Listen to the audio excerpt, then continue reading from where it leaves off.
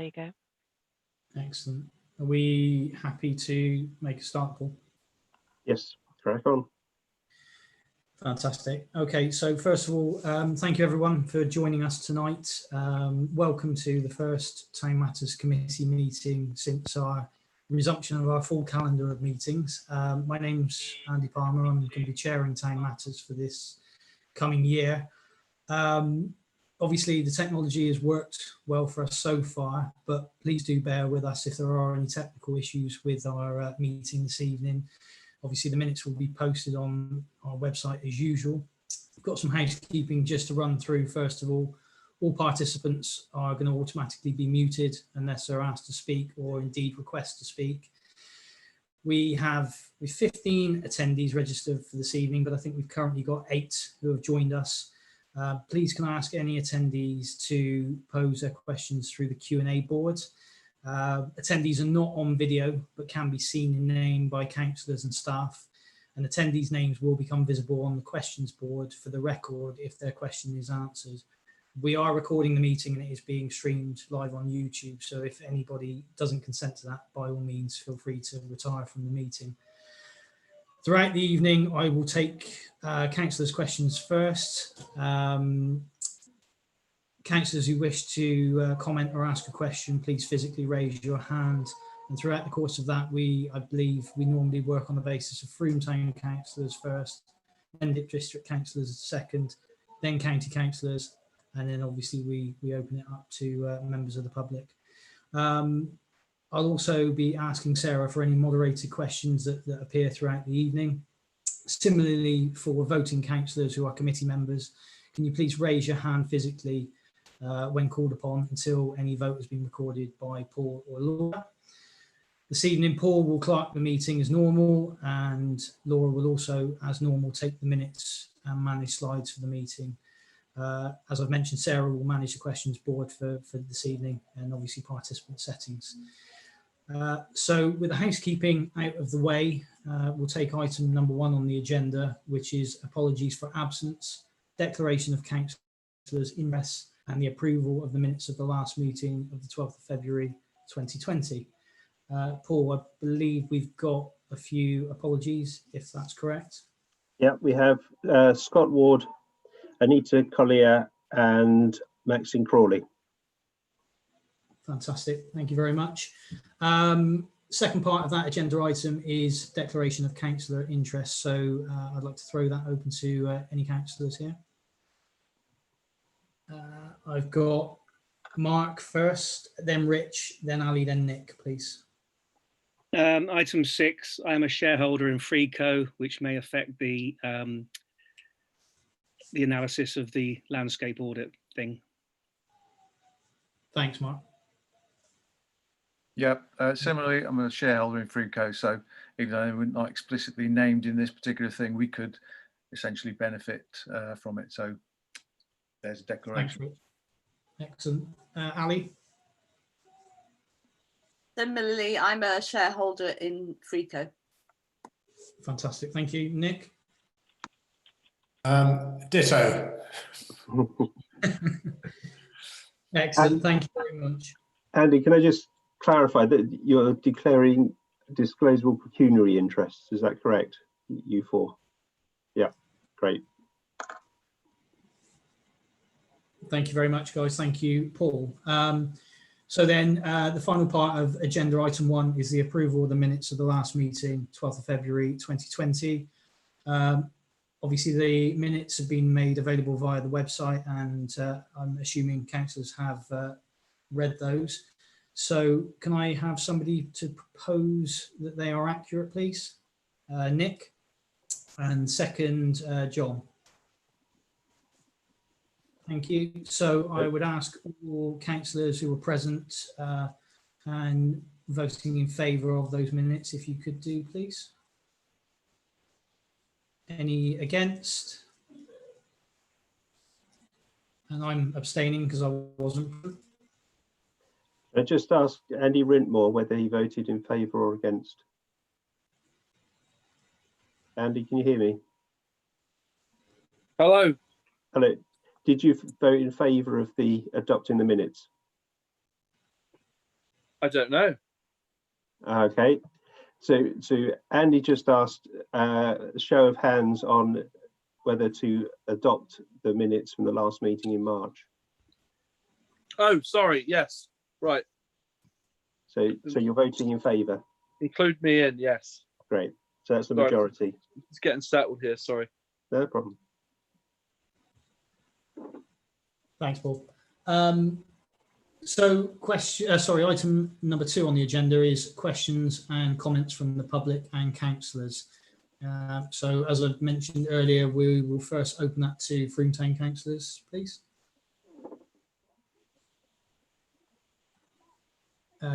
John Nelson.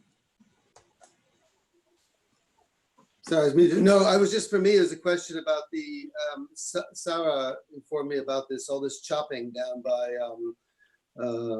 Willow Vale there. And I didn't know if the town council had any staff who could tell us what was happening, or is there a planning permission exception for what they're doing, chopping down all those trees? It was just a question, that's all. Is Sarah probably best placed to answer that, is she, Andy? Yeah, Sarah, have you got anything to come back with on that, please? You're on mute. Sorry, you're on mute. Yeah, I've got it. Takes me a minute to find it. Yeah, it's escalated really quickly over the last couple of days.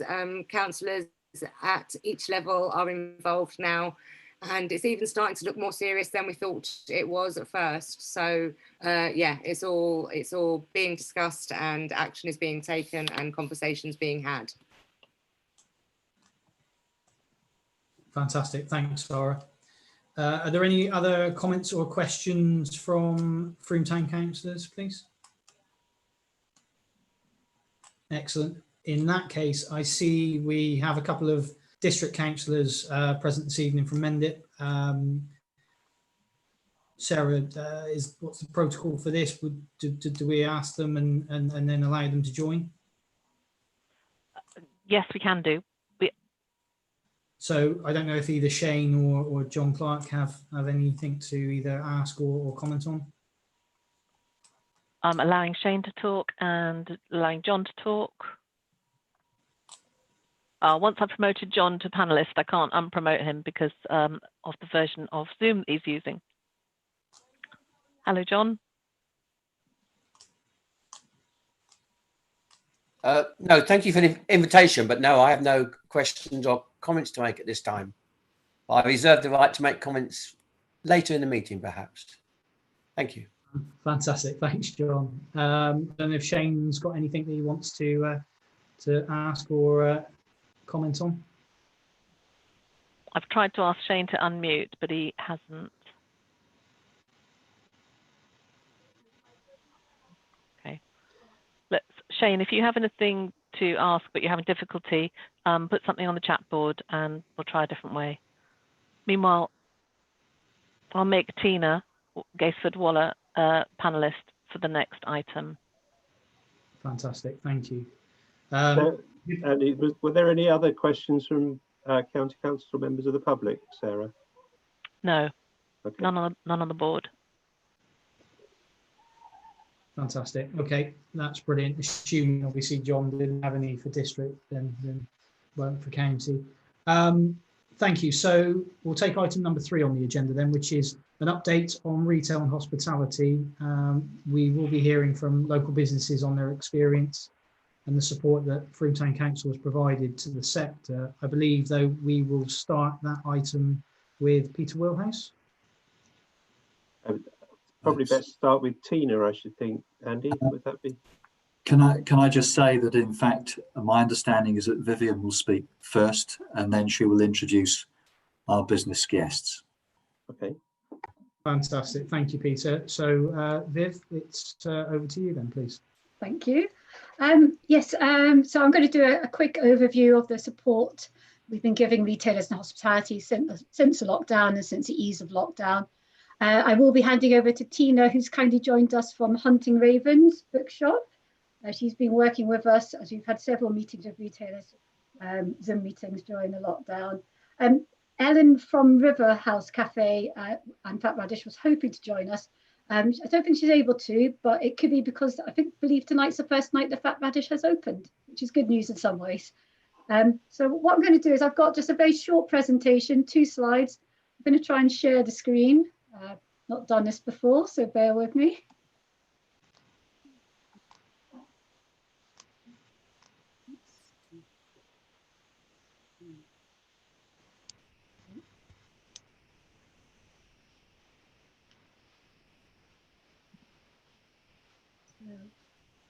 Can everyone see that slide? Yep. Yeah, great. Okay, it's just 2 very simple slides. So, as you probably remember, for the 20th of March, all the pubs and cafes and restaurants were told to close their doors following government guidelines. And this was quickly followed the following week, the 26th of March, for all non-essential shops to close. Later on the 15th of June, shops were able to open up their doors again, followed by the 4th of July, announcement for cafes, shops and restaurants were able to open if they chose. So in terms of the support that we provided, worked with hospitality and retailers during the actual lockdown period, Mendip District Council were responsible for giving out grants to retailers and hospitality providers up to £25,000. And so we worked closely with Mendip on getting the messaging out. We did business bulletins and talked to the retail group. And also we helped individual retailers who businesses that sometimes sat slightly outside the remit, and worked closely with Jenny at Mendip to try and make sure as many grants have gone through. I was speaking to Jenny today, and they are still processing. It has just come to a close. But they have been frantically working through all the grants. And so far, comments I've had from people is that it took a while to get through, but most people seem to be satisfied. And certainly there was one at the start of the lockdown, one of our key roles really was comms. It was getting messages out about grants available, funding available, and opportunities and guidelines to support businesses. Another area of work that we worked on was online training for retailers. So we worked with the Farm Consultancy, which came through Andy Palmer, thank you. They are a retail consultancy firm, and we did a specific webinar for retailers in firm to talk to the consultants about good practice, best practice in these unprecedented times, but in particular focusing on customer loyalty, voucher schemes, online services that people could adopt. And the take-up seemed to be very good. We've been in touch with businesses throughout and seeing what online services they've provided. We normally do discuss and do working lunches, networking, training events during, in the town hall. So during the lockdown, we've taken these online, and we've done several discuss and do's on social media, podcasting, selling. Actually, the take-up for online training has been really popular, and I know I've been in discussions with the chambers that this could be something that we continue. Certainly it seems more accessible to many people, so that's proving a positive experience. During the lockdown, we worked closely with retailers and hospitality providers to promote what services they were able to offer. We had a section on the Discover Firm website, specifically promoting what shopping could be done. This could be takeaways, online services, voucher schemes that shops and hospitality were providing, and really trying to keep that focus on keeping local support for shops and loyalty, and promoting some of the really innovative ideas that businesses were doing and sharing best practice. As the lockdown began to ease, we had a couple of discussions with a group of retailers to discuss what the challenges they would be facing as they began to plan to reopen their premises. This was both looking at what they'd have to do inside the shops, as well as what we could help with around the town centre. And there were lots of discussions about how the government was giving some guidance, but it was very much down to shops and premises to make their own risk assessments. And unfortunately, there wasn't really one rule that fitted for every premises. So it was trying to get people to share best practice. Would they have their changing rooms open? how many people they would let in, sanitizers at doors, and one of the key things that kept coming out was people wanted their messaging to be warm and welcoming, but clear. Couldn't be consistent because every shop has its own rules, but certainly something about the way we spoke was had a welcoming way, but also very clear. And I know the retailers were very appreciative of the banners and the communications that the comms team did about social distancing in the town centre and about welcoming people back into the town centre. And they felt that the tone and the messaging was very clear from town council. As venues did start, premises did start opening up, we went out and spoke to retailers to find out who would be opening on the 15th of June or shortly after. And we did a double page spread in the Frome Times featuring shops that were opening or about to open. And this was followed by later on, after the 4th of July, another double page spread on the hospitality and eateries that would be opening up in the town centre. On top of this, we did social media promotions saying what was opening, come back out shopping, come into the town centre, and another area on the Discover Frome website, updating kind of business as usual and what's happening, and also still talking about the online innovations that businesses were doing.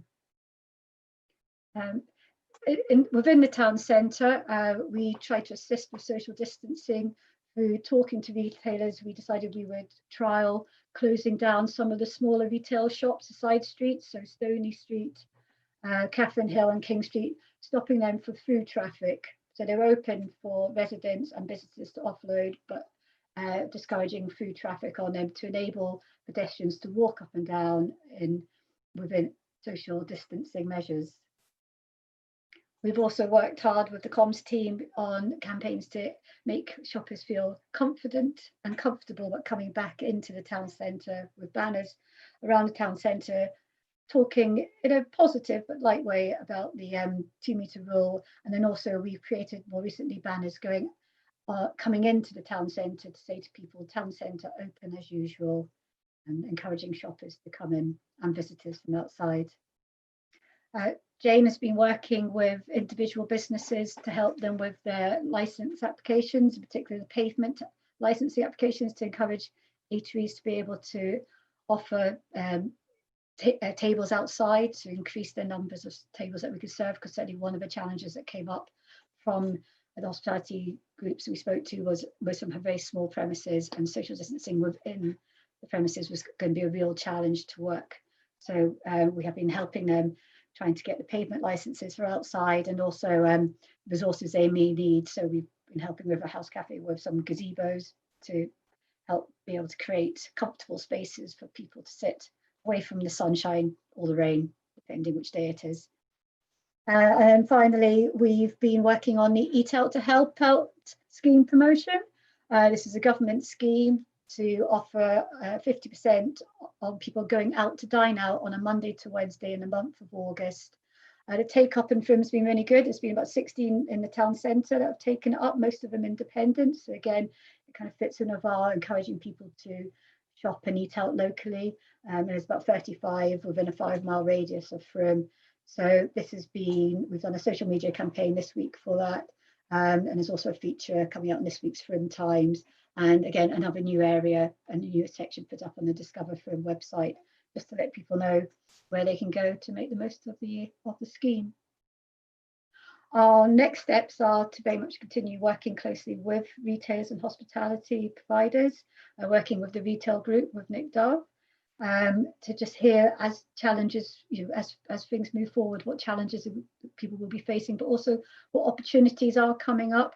We want to hear if people are still wanting to continue doing online promotions and online retail, and if so, what kind of training would they need to do that? So, we'll continue to do discuss and do's around online services if we feel there's a need or a gap there, to make sure everyone has access to the same level of training and expertise in that area of work. Today we have got Tina joining us from Hunting Raven.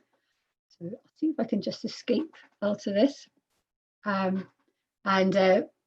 Tina was part of the group that we met with twice to talk about what challenges people were facing and also what opportunities there may be coming up in the next, well, immediate time and also in the next few months. So I don't. So if Tina's still here. Yeah, I'm here. Thank you. Then if you want to share some of your thoughts on what challenges you feel you've had and other retailers, and any opportunities you see moving forward, and also ways that we here from Town Council can continue to help you. Great. Apologies firstly in advance in case I have any video bombers, because my two daughters are still up. So who knows what they'll do if they end up on camera. I think the biggest challenges have been the gaps between imagining what's going to happen and then the reality of what happens. And that's been the challenge from the very beginning of lockdown right through to now, with the constant changes of rules, regulations, and, you know, changing feelings, I think, amongst the public. So in the first instance, it was the gap between how quickly we were going to have to lock down, how seriously we had to take this, and kind of communicating with our customers. And then since reopening, it's been trying to manage things that you just don't know how things are going to go until you do it. I used to be an actor, and I say it's a little bit like doing a play but without having the dress rehearsal. That's what it's felt like reopening, because you know that you're going to ask people to sanitize, you know that you're going to try and only have 5 people in your shop or however many people. You don't know what the uptake's going to be. Are you going to be completely flooded with customers on the first day, or is it going to be silent as a graveyard? You don't know any of those things until the absolute day when it happens. So we had lots of kind of like slowly contingencies for how we phased our reopening, how we communicating it online, letting people know in advance what to expect, and putting in place measures and making sure we were confident in explaining those as well. So we had a slow return. I was the first person in the shop because the responsibility fell to me. I wanted to make sure I knew how things were going to go before I invited other members of staff back into the equation.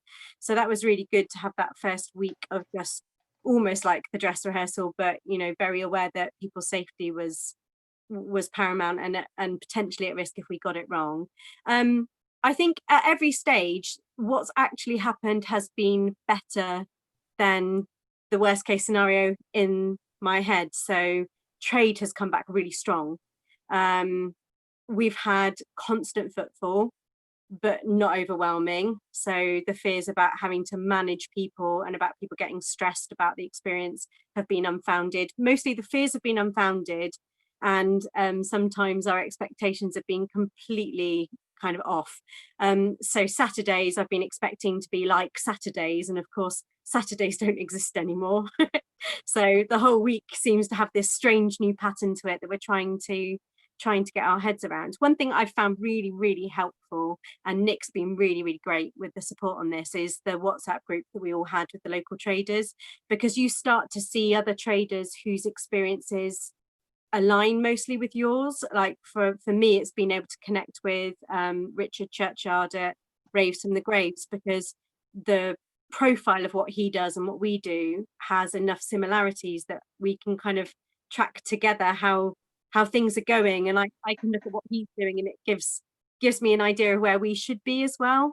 So I think since opening, I'd say that the public have taken to the rules and regulations incredibly well. We've had no challenges with people in terms of sanitizer, in terms of being asked to wait if the shop's busy, in terms of complying with any of the rules we've got in place inside. And masks have been, we've had one customer come in without a mask who clearly could be wearing one, and when challenged said, oh yeah, sure, I'll go and put one on, and just left. And that's the only person we've had challenging us so far. So it's been a pretty smooth ride. I think the hardest bit was being closed, that feeling of wanting to do more than we were able to do. I was furloughed, all my staff were furloughed, and we have 2 sister shops, one in Sidmouth, one in Sherborne, and the Sherborne shop kind of took over for all 3 of us. So it was that treading that line between having enough of a local presence by staying online and chatting and engaging, but not straying into marketing and doing anything online that was generating income. So stepping back was really difficult, because every fibre in your being says this is where we need to not disappear. So one of the challenges would be if we ended up in another lockdown situation, and if a furlough scheme opened again that prevented us from being really hands-on, is planning ahead as to how we manage our online presence again, I think, and our keep that local feeling going, even when we're being backed by our sisters in Dorset and Devon. The other big challenge is I think the big challenge in all of this is the unknowns. Is that every time something's known and you've got your parameters, you can work within it and you can deal with the challenges. The hard thing is the planning ahead, especially now we're hitting that critical point for book sales and for any retail of September to December is hugely busy. There's mass influx of stock. First week of September, we will have 30, 40 boxes of stuff, a day to unpack in anticipation of selling over Christmas. So our big kind of priority now, I suppose, is putting plans in place for if we have to close again, and how we can still kind of get through those volumes of trade that we'd usually do, but also how are we going to manage the shop in an October, November, December situation where we'd normally have 50 people in the shop, all jostling shoulder to shoulder, squeezing through. How we start thinking ahead about how we manage that, and do we manage those things as individual retail units, or do we need something that's more coordinated, like buddying together for campaigns about getting Christmas wrapped up early?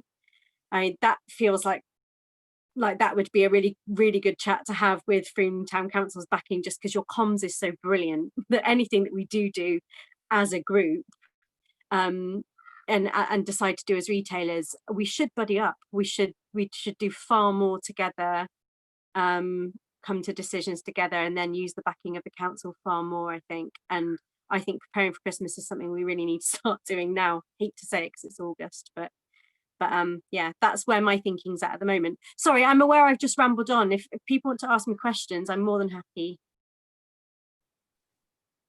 Well, thank you, Tina. Certainly it is. I know Nick was very good at getting the retail group kind of going back up with momentum just before lockdown. But I think you're right. The WhatsApp retail group seems to be really effective, and it is a way of getting people pulling together of ideas, and then we can try and help push them out through our comms. And yeah, I like the Christmas wrapped up early is absolutely a really good strategy, because just getting people planning, your planning, if we can get the public planning as well.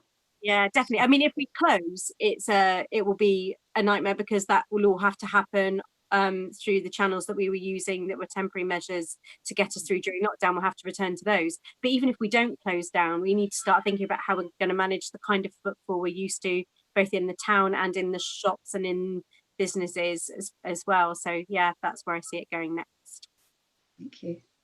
Yeah, thank you for inviting me to talk as well. That's great.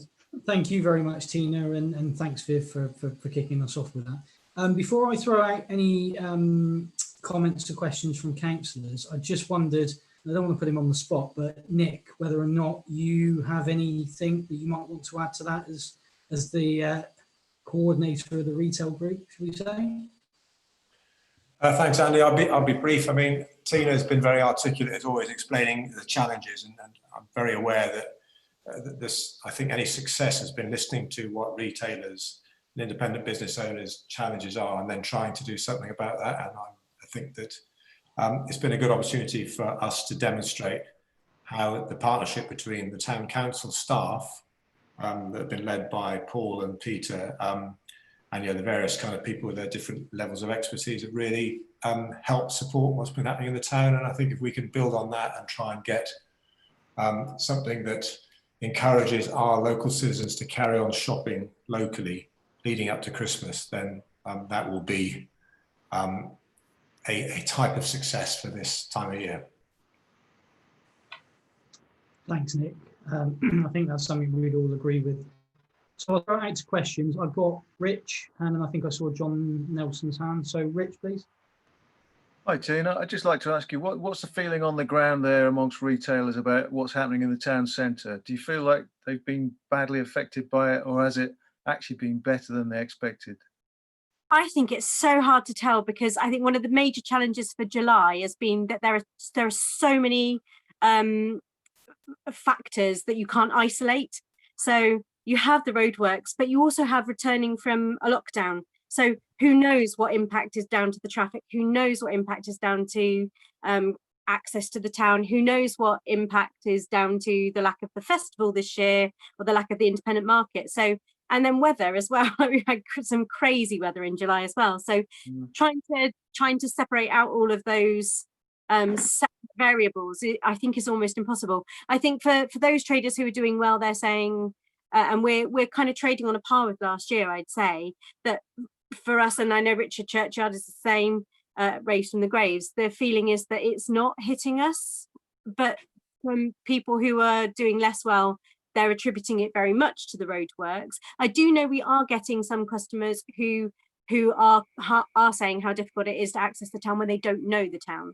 So everybody else, they know the town, they know where to park, they know how to get there, they know how to navigate, but visitors, we're beginning to see far more out of town visitors this week. That's more challenging, because people are finding the diversions to find the car parks difficult. So yeah. I know that we've been in constant kind of conversation about adequate signage, but I do think more could be done in terms of signage for diversions to car parks, because that's not so easy for out of towners. But it's really hard to tell. I mean, how could you ever isolate this and say how much of the change in trading patterns and footfall is down to that? It's impossible to know. It needs doing. You know, that's my point of view, is it needs doing. It's gonna be great in the end, and it would always have been impossible whenever it came. Yeah, sure. Okay, thanks for that. That's very interesting. Thank you. Excellent. John, you were next. Yeah, just quickly, I think it's basically a great job. Everyone's pulling together. I think we should continue to do that. And one of the things was I ran into a friend from London down on Catherine Street, and he was marveling. It's thriving. People were out shopping, and it was a living place. And he'd come from wherever he was in Finsbury Park, which was really dead. And so I think, let's keep it going. I'll pull together. The other point I would just say, longer term, in the unitary debate, whatever's going to happen with these, it just points to the reason why we, control of parking and control of things like pavement permits. If we could have that within the council at the parish level, I think that's a good strategic thing. Would really be helpful to make us much more flexible and agile in responding to things like this. This is just longer term. I'm just planting that. Thanks. Thanks, John. I see your hand. Yeah, I was just going to mention that I think we're extremely fortunate in Frome having so many independent shops. I don't know whether we've all seen, but M & Co closed their Frome branch today, and that shows the problem of decisions being made in Glasgow, where M & Co's head office is, impacting Frome. So the more independent local shops that we've got, actually that creates a more thriving environment where the decisions are made locally about how they're going to operate. So I think it just highlights how fortunate we are to have so many independent shops in Frome. It's the personal investment, isn't it? I think it's that you don't bail out of a town if you've got something connected to your investment. You're connected to your community, you're connected to what you do. But if your head office is in some distant city and they're just looking at a sheet of profitability, the decisions are made entirely down to just the black and white figures. And yeah, I totally agree with you, Anne. Sarah? I was just going to say, I think that's pretty much what's happened in Fat Face. They've got rid of one of the middle levels, and someone who's been doing that job, who lives in Frome and is integrated with the team and has managed the whole team in lockdown, has been made redundant for somebody who doesn't live in Frome to come in and then take that assistant manager job. And that makes no sense. We should be looking to employ people in the local economy. It makes no sense for somebody who's been doing a job in a local shop that lives down the road and has managed that work for the last couple of years. I know it's a chain, but that's exactly the problem that you're describing there, Anne. And that's part of the marketing, isn't it? Of the why do you shop local over Christmas? Why do you support your local independents over Christmas? It's because actually when you get those bigger shops in, like, they're part of a wider collapsing structure. So if you support your independents, you're supporting a thriving town, aren't you? And you're helping keep that going. So yeah, which I think, you know, gets out in the marketing really well. Excellent. Sarah, at this point, have we got any questions from any other councillors and members of the public? Okay, well, thank you very much, Tina, for coming along tonight and having me and presenting that to us. It's great to hear that you know the town is at least making great strides in recovery. So thank you very much. Yeah, you're welcome. Bye then.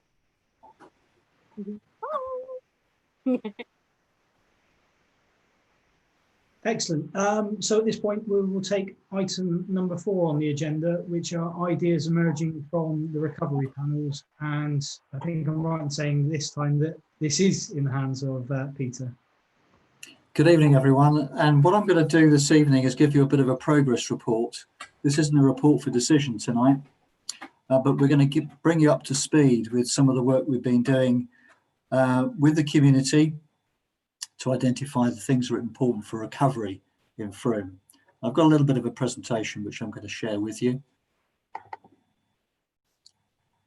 So bear with me a moment.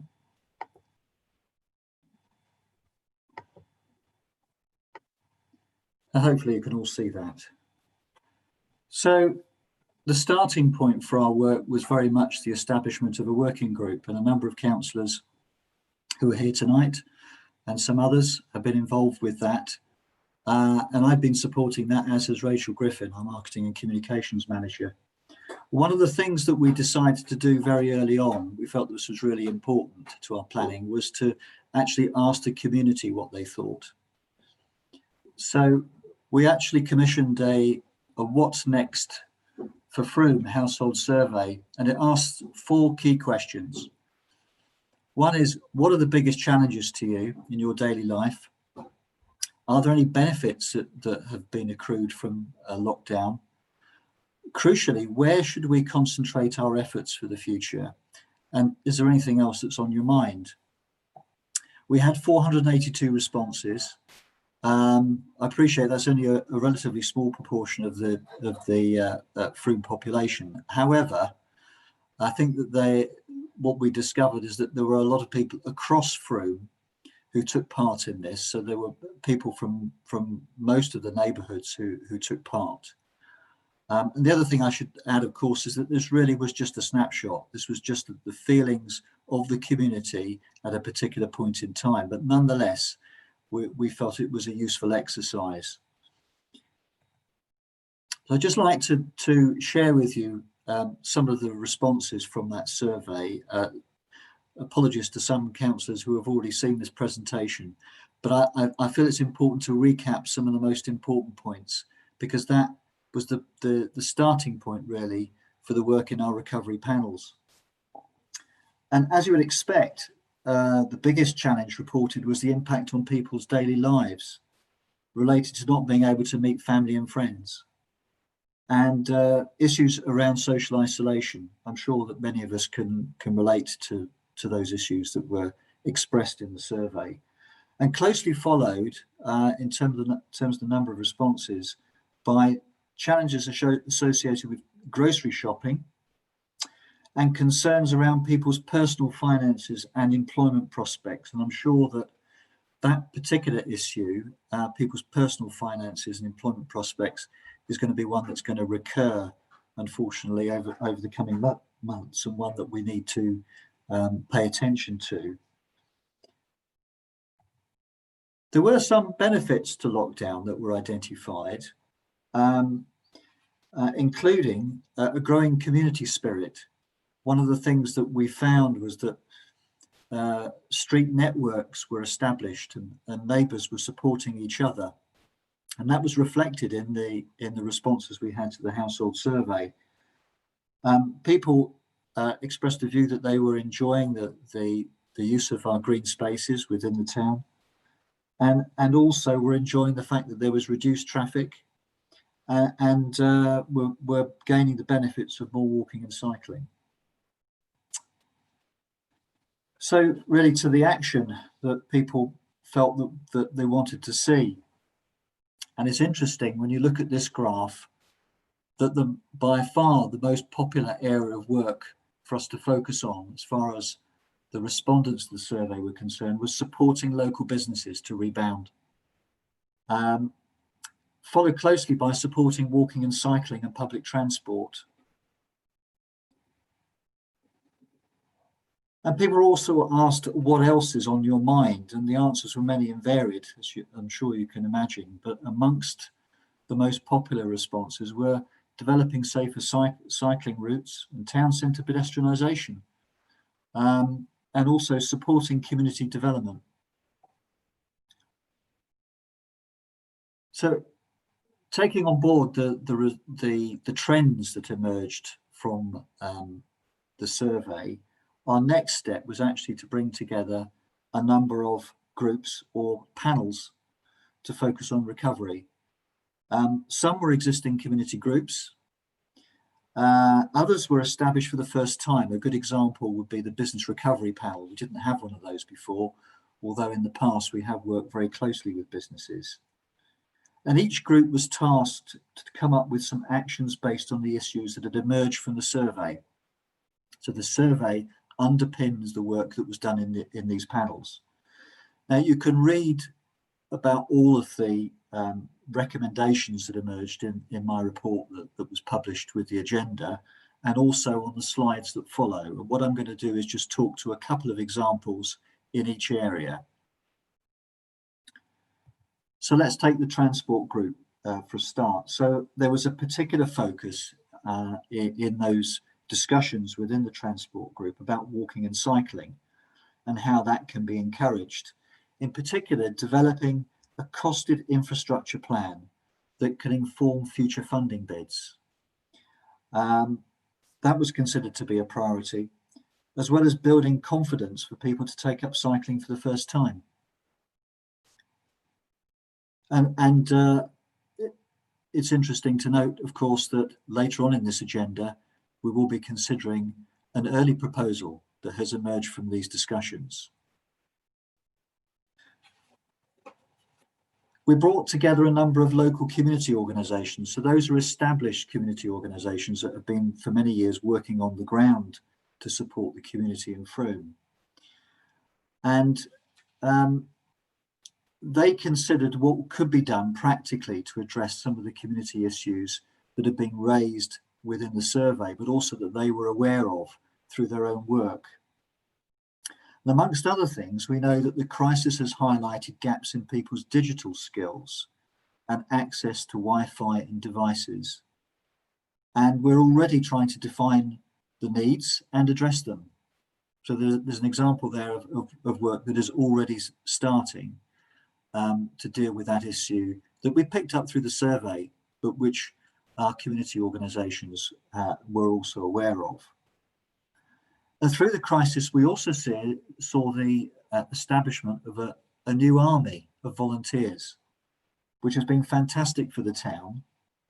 The key question now is how can they be redirected to meet the needs of the community in the post-lockdown era?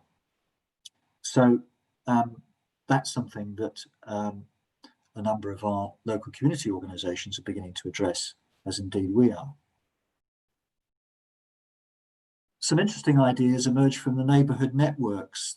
These are the various street-based networks that have been established. Some of them were pre-existing, some of them have emerged fairly recently.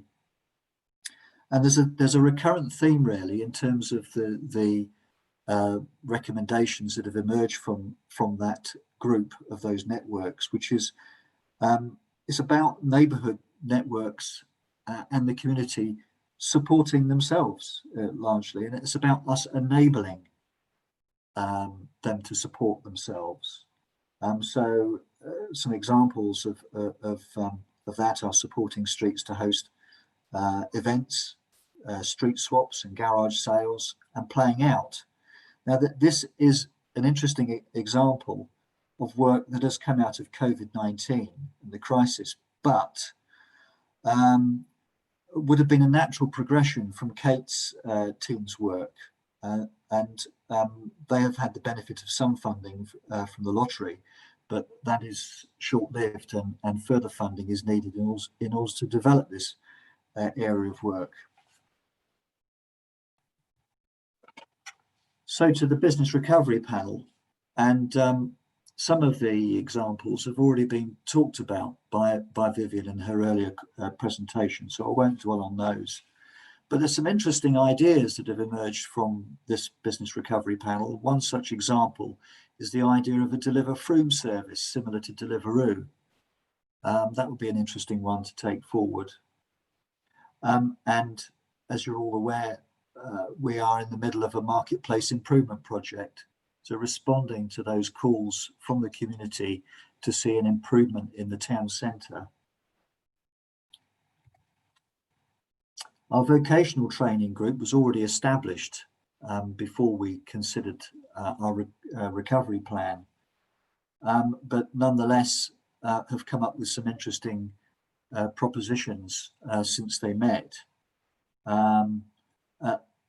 Most of this work really is about ensuring that there are effective communication channels to make sure that people in the community are aware of the support that is available to them from training providers, from Job Centre Plus, from a whole host of organisations that we're working with. But another factor is actually clarifying the training needs of employers in our town.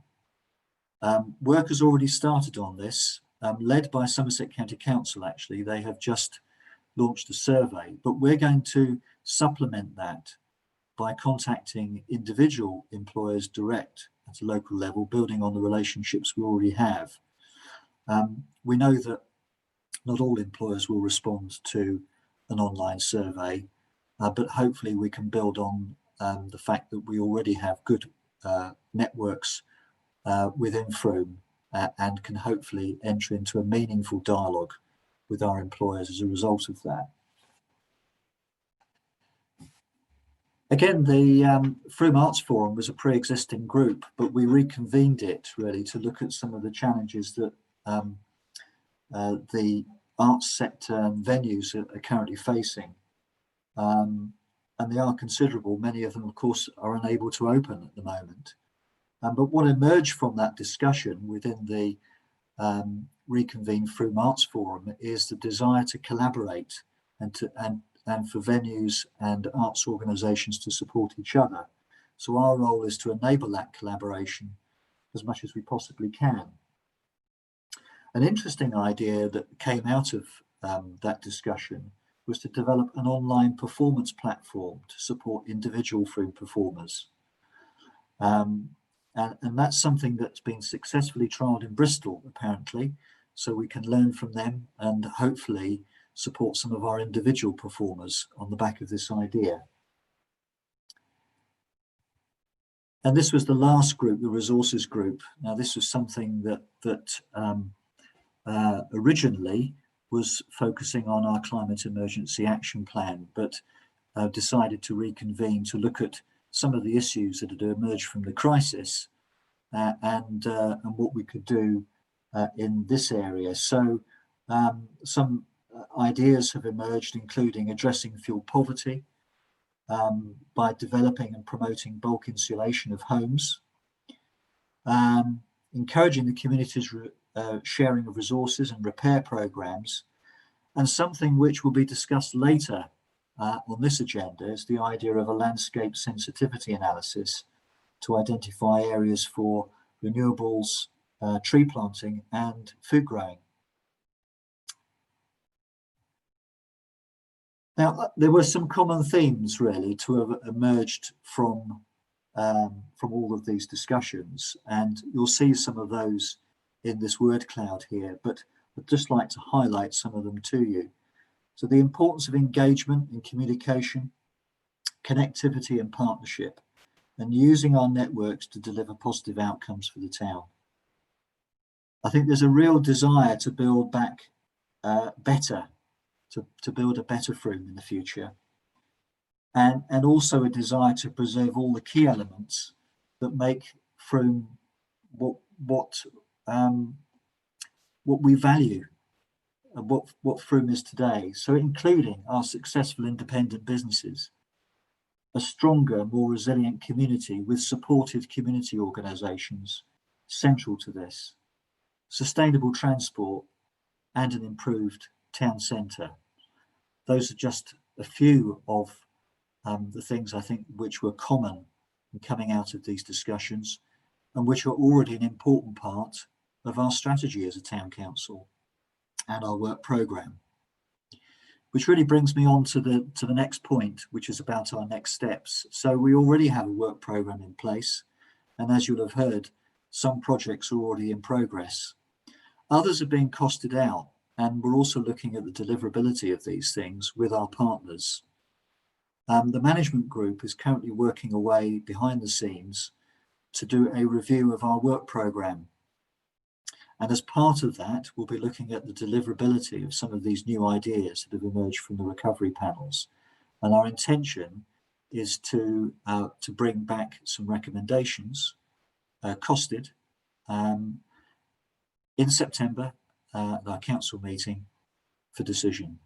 So there is a process that is going on behind the scenes at the moment, and we'll come back to you with a report for decision very soon. So at that point, I'll actually stop sharing and I'll take any questions. Thanks, Peter. Do we have any questions for Peter on that topic, please? John? John, you're on mute. Sorry. Thank you for the report. Really interesting. It's really good to get plugged into what's been being talked about. One of the things you mentioned was conflict resolution training. I was just wondering what that came up in the context. What kind of conflicts are we talking about? And actually, what is the role of the town council on that? Within, I know it's just ideas. I'm just interested in that one topic. Thanks. Okay.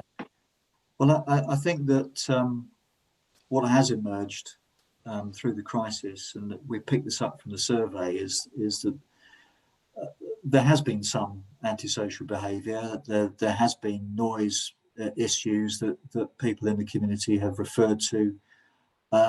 These are things that have happened over many years. Of course, they're not things that are necessarily peculiar to the crisis.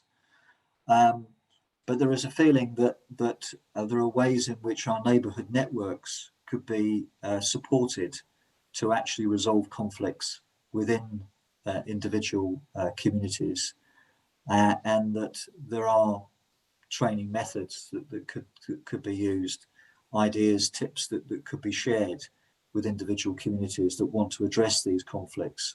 So we've yet to, I think, look at how that can be formally delivered, but I think the feeling amongst the neighbourhood networks was this was something that they would like some support with, because these sometimes can be quite difficult things to address within individual communities, and people may not have the confidence to be able to try and address them. So I think there's a few examples there. Hopefully you get the gist of what we're trying to tackle. Do we have any other questions from councillors at this stage? Okay, and Sarah, you got anything from any other of the attendees? No, nothing on the board.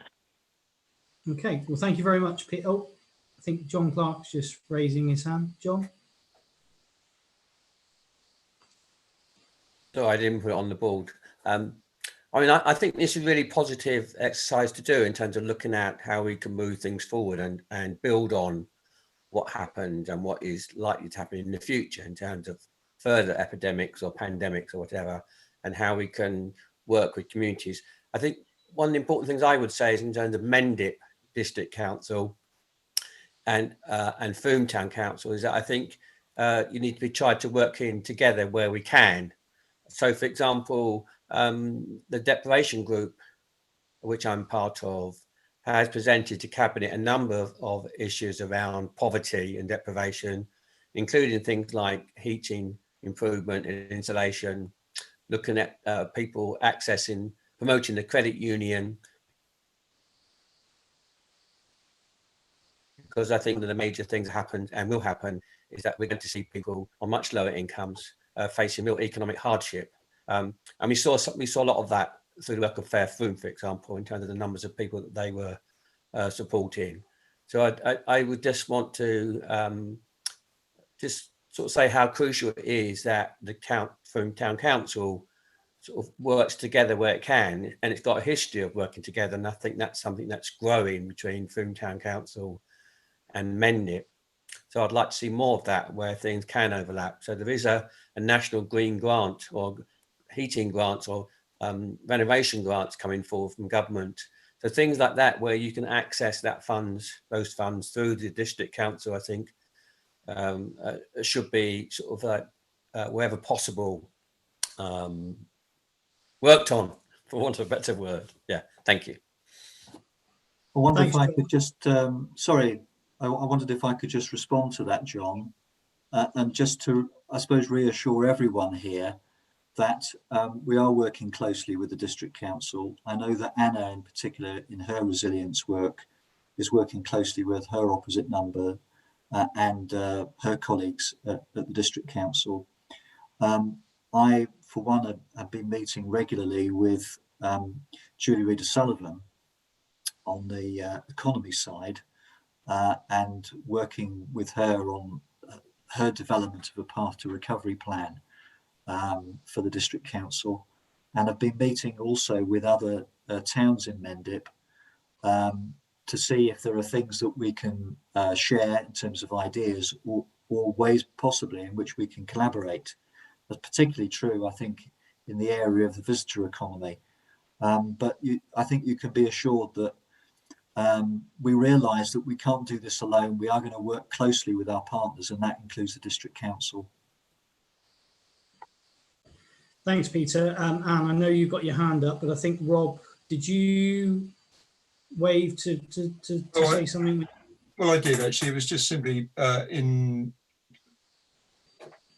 the sort of vacuum of no particularly obvious response to what Peter had shared with us. I just simply wanted to say it does paint a very positive picture, and notwithstanding the very considerable challenges which are still there to be met, but nevertheless, I'm grateful for all the hard work that both you, Peter, and many others have put into all of that.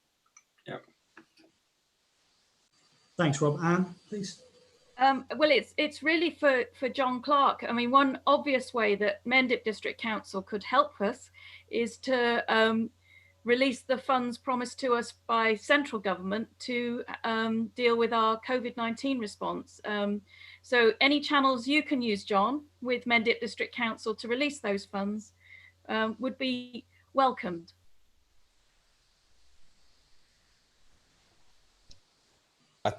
In response, I think you heard last night the response of Rods to that. I think it's going to be a real challenge to get monies from central government actually filtering down to parishes. Thanks, John. And thanks, Anne. Any other questions from anybody? Anna's got a hand up. Anna, sorry. Yeah, I was just going to, sort of add a bit more details to what Peter was saying in terms of linking up with Mendip, particularly around the energy efficiency grants that have just come out, and also the motion that was passed at Mendip recently to sort of promote all of this work. Because, we are linking up, and we're looking at launching this Healthy Homes by Prescription project in the autumn, working with the medical practice to link people up, sort of make the link with health and also this support and advice and discounted measures that are available. So, it'd be great to work with you more on that, actually. Thanks. Thanks, Anna. Excellent. Unless there's any other questions or comments, I will move on. But thank you once again, Peter, for that. That was a fantastic presentation. Andy, I think Andy Rimmore's got his hand up. Yeah, this is for John Clark. I wasn't at the meeting last night.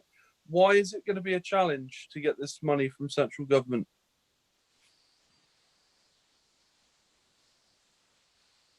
Can I answer? Yes, John, sorry, feel free. Because I think each council at each level is going to have really financial troubles. And I think what's being said is that the government says on one hand that it will give money to local parishes, and then on the other hand says, no, it's not for local parishes. So I think there's a very unclear message about where that money should be going and how far down through the tiers it should be going. And I think Ros last night was sort of saying that she was frustrated by the fact that some of the messages coming out from the central government about the funding and where it should go is not very concise and clear. And maybe to some extent, Mendip are facing its own challenges in terms of deficit, and certainly Counter is facing massive deficit in terms of what they spent, around 10 million, I think it is, or maybe even more, double that, in terms of what they have into fund. So I think that's all having an impact on what they're prepared, if you like, to give to the lower tiers, as they see it, i.e. town and parishes. Thank you, John. Cheers, mate. Thanks, John. Thanks, Andy. Oh, sorry, Steve. Yeah, sorry, just for John again. Sorry, John. Is there any way we can find out the numbers that Mendip and Somerset have got from government then that are not being passed down to us? John, feel free to respond. I think they're quite open numbers. I mean, I think the initial figure for transport was around 168,000 or something. But in terms of COVID monies, I'm not clear about how much actually there was. I guess I could ask the question of the finance officer and see what they say. And I'd happily do that and pass that back to you. Thanks, John. So finally, once again, any other questions before we move on to the next item? Fantastic. Thank you once again, Peter, for the presentation. Excellent. And for all the work that's gone in from all members of staff and councillors on recovery groups and panels. So thank you again. Right, so we will now take item number 5 on the agenda, which is a proposal for a feasibility study and consultation into making school streets safer.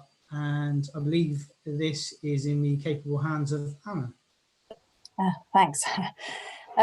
Yes, so I'm just going to give a very quick summary, and then hopefully Jess Reed, who is currently an attendee, Laura, if you can make her a panelist so she can share her screen and do a presentation, because obviously she's the expert in this area and can sort of talk about the more technical side of things. But just to give a quick bit of context, so it's the council meeting in June. It was agreed that we could use £2,000 of the current resilience budget to really explore in more detail some of the quick sort of wins that we could do around safer walking and cycling in town.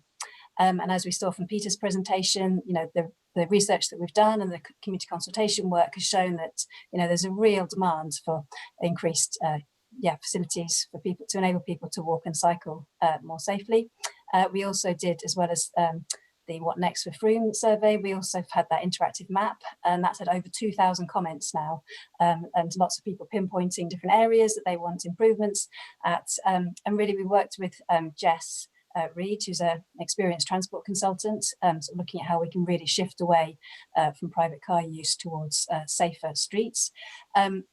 We've been working together over the last few weeks and months of looking at really what we can do in this unique, it really feels like a unique opportunity in our lifetimes, really, to kind of embed some of this sustainable behaviour change.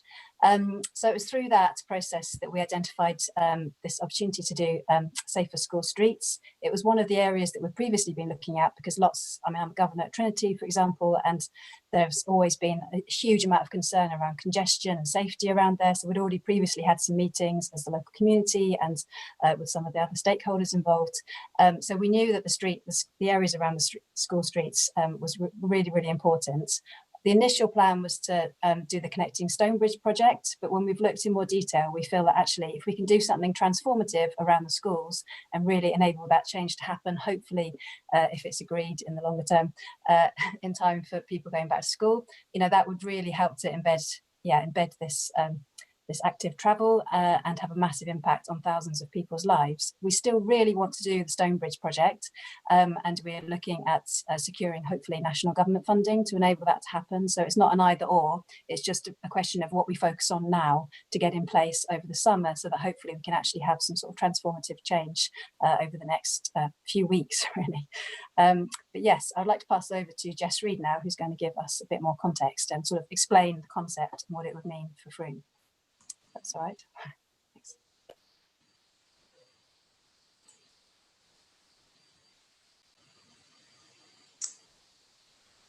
Has that unmuted me? Great. Yes. Yes.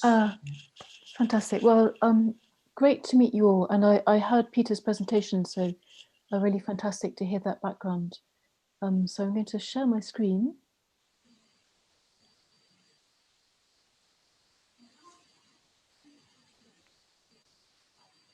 So are you able to see this? Super. Okay. Well, yes, so building what Anna said, I'm just going to focus in on the one concept of a school street and sort of talk you through some of the main principles. First, just to briefly introduce myself, I'm a specialist transport engineer focused on walking and cycling. Some current work I'm doing at the moment is working with the University of Bristol with some of their research on e-cycling, which is really interesting. And I'm just getting involved in the Liverpool Climate Action Plan, which is about how do you implement change which actually delivers what we want. And maybe of particular interest prior to that, I've also worked on a project about outdoor street play. So I'm particularly informed about child safety in the urban environment, which is really important. So as Anna touched on, I mean, basically in the last week, the entire transport environment has changed completely. And since it was just last Wednesday, just about walking and cycling are now forms of transport, which is the first time in the UK that this has happened. So this is actually momentous news. At the same time, government has released emergency active travel funding. And this is a very fast-paced process. I mean, I think we only first found out about this less than 3 weeks ago. So it's incredibly rapid. And what I've been working on with Anna over the past 6 weeks is just actually doing some scoping exercises, looking at what's actually possible based on some initial insights. And I think the context of COVID, I'm sure, is quite evident to you, but I think we're all understanding increasingly how the risk of a second wave, actually this is going to be with us for quite some time. So walking and cycling are a national priority, and as Peter touched on, actually they are also your local priorities in Frome. Just to go through this very quickly, the reason why this is so important is because actually COVID reveals that we've got a major underlying health crisis. And I would point out particularly the data around a child metabolic disease, so actually being overweight or obesity is an indication of metabolic disease. And there's very high incidence of this in children. And we know that this just increases in adults. So what's important about this data is this isn't personal to any individual. This is population data. So this really tells us something about our community in Mendip, and it's very likely replicated in very similar numbers in Frome. And amazingly, these things, being overweight, low activity, and also air pollution, these are the key risk factors for COVID. So COVID and transport are so incredibly closely linked. And actually, this is even before we think about the carbon and environmental impacts of car dependency. So at this point in time, what the DFT is looking at is actually emergency responses in transport. So to come back and maybe have the big picture about our potential for change, I learned at the beginning of this year that a sheepdog will run 100 kilometers in a day, which I think is just amazing. I mean, that's mind-blowing. And a hedgehog, for example, moves 3 kilometers in a day, which doesn't seem like much, but actually it's pretty good for a little hedgehog. And so that's 2 miles. And amazingly, actually, that same distance is equivalent to the chief medical officer's recommendation for being active. So this is our baseline activity level. So this is the most basic threshold that gives us our basic health resilience. And so we know that actually 1 in 2 children in Mendip aren't reaching, they're not getting their daily hedgehog. And this is something really to be concerned about. And I did check in Mendip about 1 in 6 of us, I'm going to say, are boulders, which means we're moving less than a mile a week. So I mean that's highly concerning, and actually it's those low activity groups who stand to gain most from moving a little bit more. So I mean, Frome is the most beautiful little town and the most intriguing road structures, and it's a really quite a small town. So if I put it in the context of a hedgehog, it's less than 3 kilometers across, so you're basically less than a daily hedgehog. So the idea of being able to walk or cycle into town and back, you're just about getting your daily hedgehog. So these are actually really achievable distances. And in fact, I would almost plant the seed that actually Frome, you could really think about going totally car free, because your scale would lend itself to that. So the basics of a school street is to think about it as an active corridor. In fact, I would think about it as an active green corridor. So this, picking up, Peter, some of what you mentioned about rewilding Frome, about this could also be a pocket habitat. The basic principle is about restricting access to access only. And this is a really, really interesting principle because it means a transport principle. It means that as a resident, you can still park in front of your house. School staff can still access and drive into school. And importantly, emergency vehicles, refuse trucks, buses can also access the street.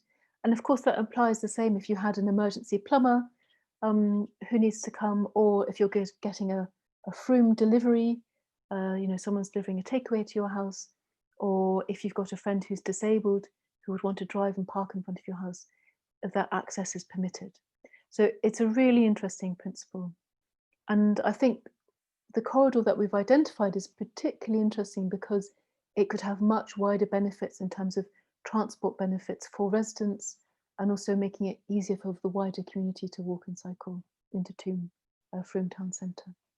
And if someone has a question, it's not a play street. There's a very, very special, clear difference between the two.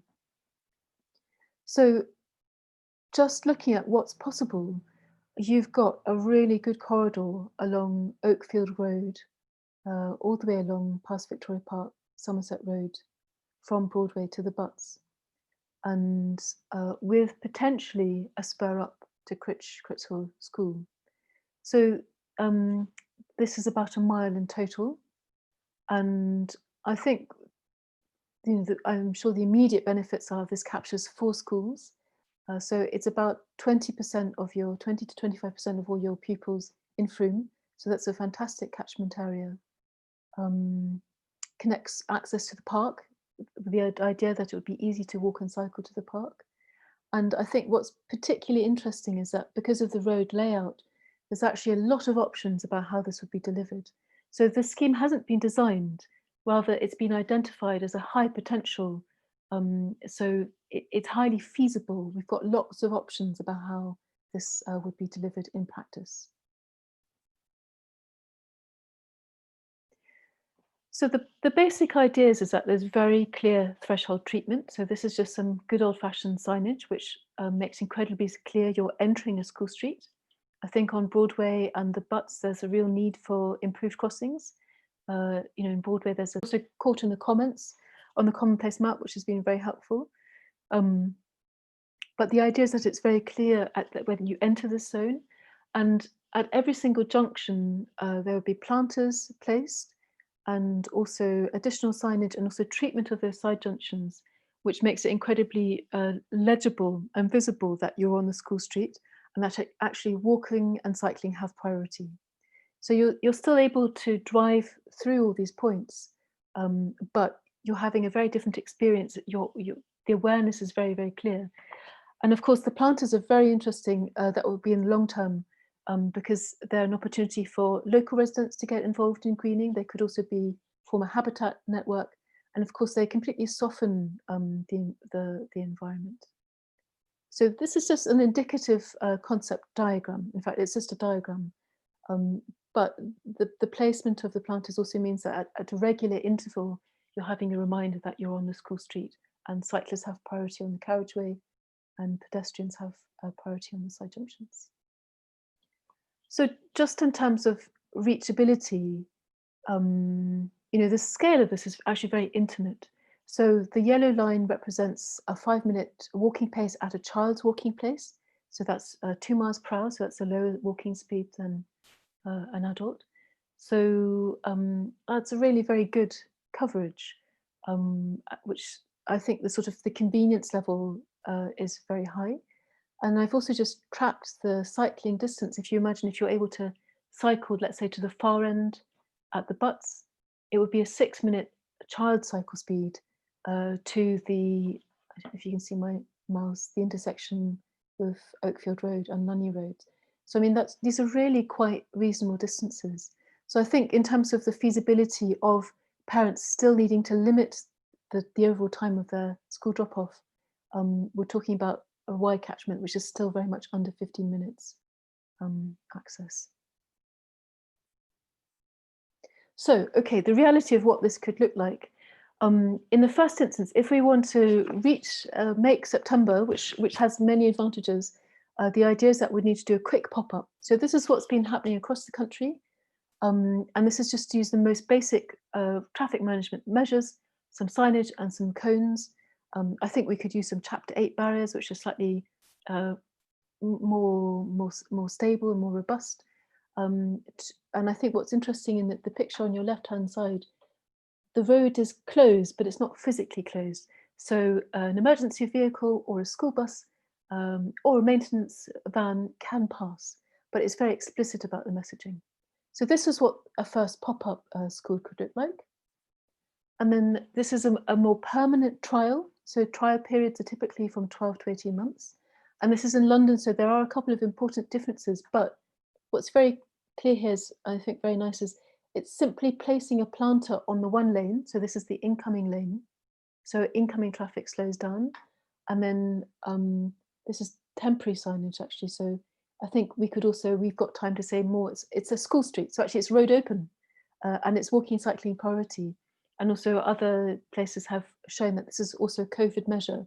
So this is about social distancing.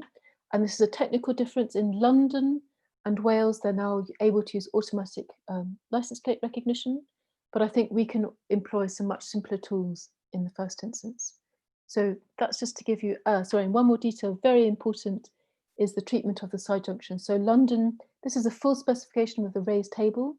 I think we can do a cheaper, it's a less ideal, but a very effective, just using road markings to give pedestrians right of way. So if you bear with a little bit of text and then we'll get to some questions. So what we're proposing is possible as a fast-tracked COVID response. So this is an emergency response, is we've taken this initial high-speed feasibility check and we've undertook some initial pre-consultation, I would say, and we've got a window to continue that. And basically for the school start at the beginning of September, we would set up a 12-week trial pop-up, which is with cones or with Chapter 8 barriers. And then if we're successful with getting DFT funding, we could actually implement a full trial, which is then upgrading to planters and having better signage and better road markings, and run that for an 18-month period to really find out if you want it and if it works and if you love it or if you hate it, and then make a final decision. So there's an alternative, which is to say, whoa, that is just too fast. Everyone's got too much on their plate.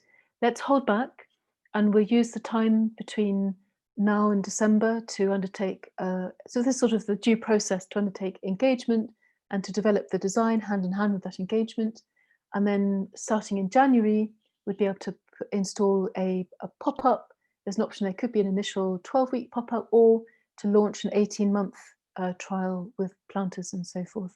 And again, after 12 to 18 months to make a decision. So I think this is an exceptional choice that you're having placed in front of you, because it is a choice about an emergency COVID response. And I just wanted to run through these two approaches just to sort of highlight some of the differences. So the advantage of doing an immediate pop-up trial is that we get in for the September school start, which is just a fantastic time to start something new. The weather will be much better than in January. And I think really importantly, it's connecting with new behaviours, I'd say also new needs, which have arisen through COVID. And this really relates as much to the mental and the physical aspects. I just noted, Peter, things you said about the community spirit and actually the sort of community cohesion people are now seeking in outdoor spaces. I think this would really respond to that. And also just considering that parents won't be able to gather around the school gates as they do normally. In fact, this is all going to be much more distant. So in many ways, this can sort of be a new evolution of that kind of social engagement outdoors. It also gives us a chance to make mistakes. And I think that's really important because this is very innovative. Somerset have never done a school street before. This is a very new topic. So actually to be able to make mistakes and learn from them would be valuable. The real disadvantage is that it's a real rush. And of course, it's limiting the pre-engagement. This is happening in a very sort of gatekeeper engagement type of way. So that's the one option. The other option is to say, there's an emergency, but we need to take due process. Let's take that time for engagement. Let's take that time to design this more fully and also make the choice only to proceed if you are successful with the DFT funding. There's always a caveat that if you don't do something, you're less likely to be successful with the DFT funding. But the flip side of that is actually, of course, a January start. January is a tougher time to get going. It's a good time to get going, but it's tougher. We lose that window to actually learn and test out things. So there's a loss of experience. Also, I think maybe an important aspect is for many people, we're asking them to try something they've never tried before. So they don't know yet if they love it or hate it. So it's actually quite interesting to give people a chance to hate it first and get to know it and get to love it. Right, I think this one might be a good point for some questions. Sarah, do I? Yeah. Andy Jones has a question. Yeah, thanks. It just occurred to me that looking through that, and I was talking with one of the staff from Critchhill School only today, they still feel they don't really know the scale of the return to school in September.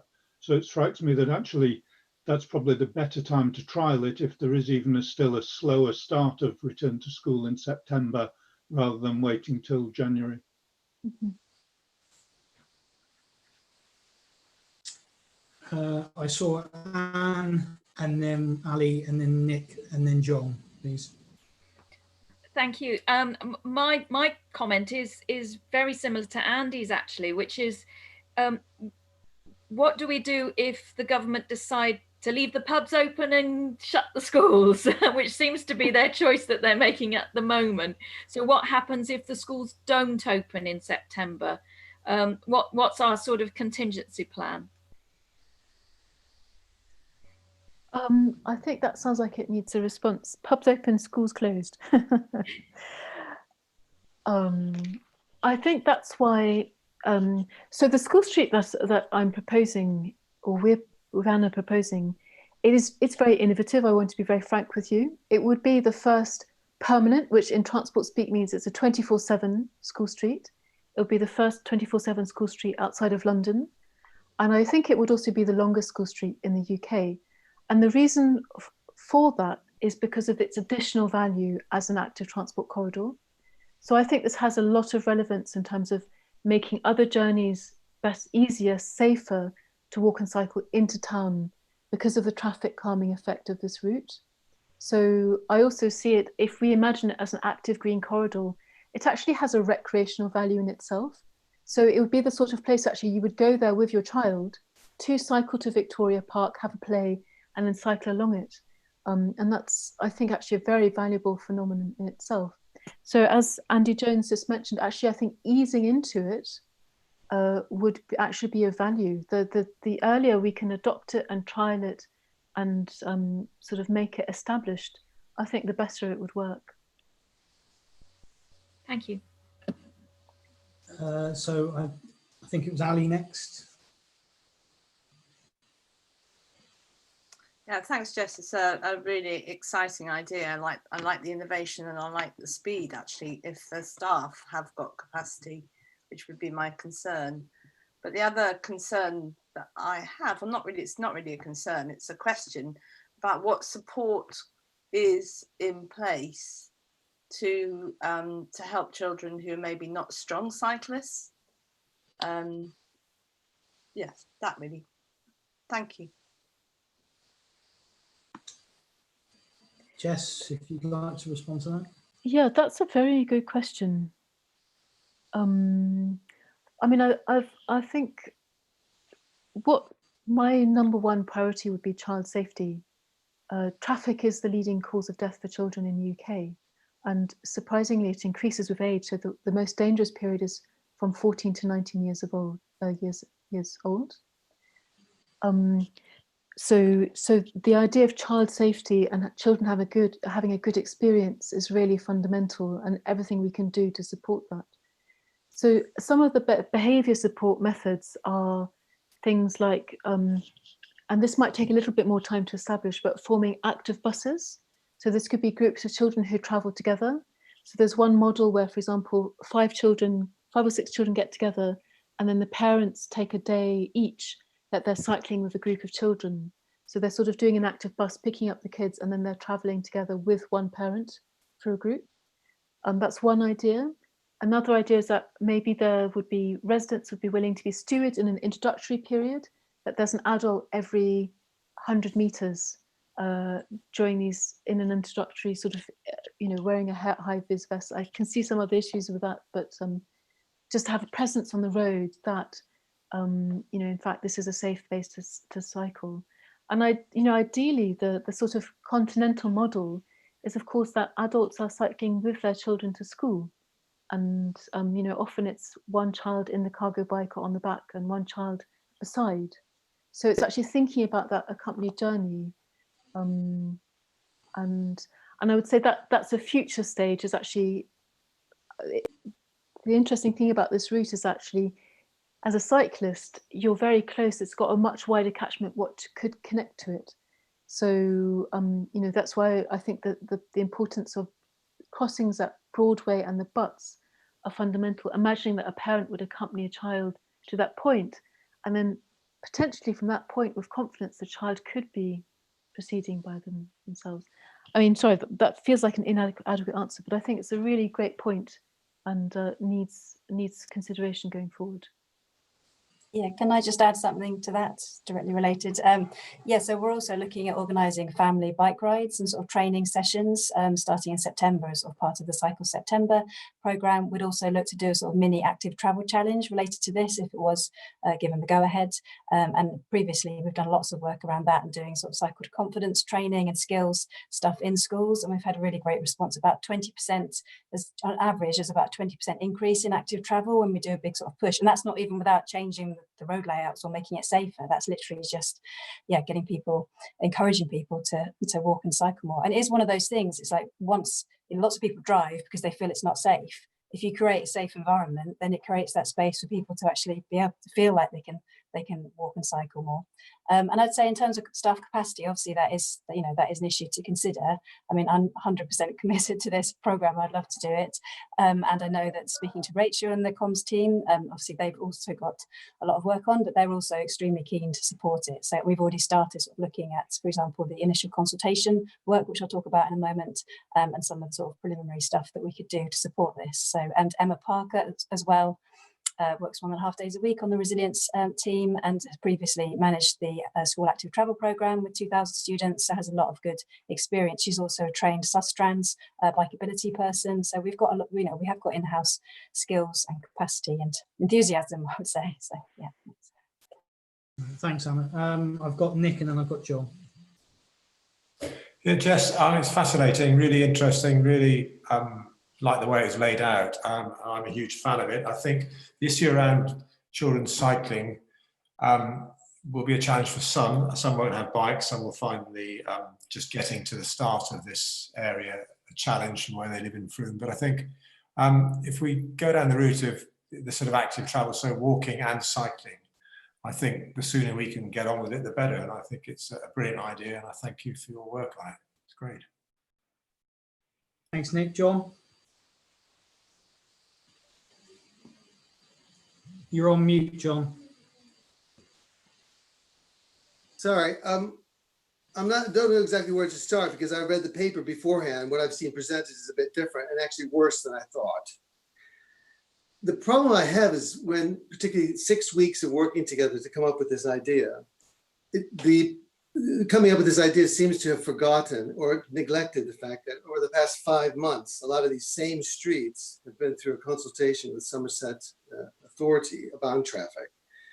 The issues around safety were the thing that brought the community together. We held meetings, it raised the level of it. We had one at the town hall, we had it in a local pub, and then we had a set of surveys that were launched by Somerset County about the issues around road safety, which concerned a lot of the residents. And that kept coming out of the consultations around surveys. So, you know, and as a cyclist myself, who doesn't really drive in Frome at all, and who walked all their 3 children down across that whole scope of area, for their whole school career, you know, I'm very much on improving cycling, walking safety. The problem is that this was sold as a consultation to me, and now I see it's a plan already to shut streets off to access. Now, I'm only explaining this because what came out of this was a series of rounds of consultations with local residents from Somerset, talking about the issues. Then these are the issues that people talk about. What are the solutions? A whole series of solutions came out. Not a single person talked, I'm not aware of any people saying we want all the roads shut off. People talked about safety. But the problem is that in the original consultation, the original idea is we want residence parking, double yellows. So after this consultation, the ideas emerged about safety. We've ended up with residence parking here on Weymouth Road, which is central, you know, right adjacent to where you're talking about, and double yellows, and now metered parking so people can't use the park. So it's restricted access to Frome residents to areas of town. The streets you're talking about are main thoroughfares to Nunney. They're main thoroughfares around town. Nobody's saying people should not be driving cars. And it was quite interesting in Peter's survey presentation of the results. No one in those surveys said we want to stop car travel in Frome. People want to improve walking and cycling and more safety, and we're all on that. I think actually I can speak. I think the council, we're all on that page. But the shutting down streets to access people with their cars was never something that came from the residents. It's being an idea that's being imposed upon local people.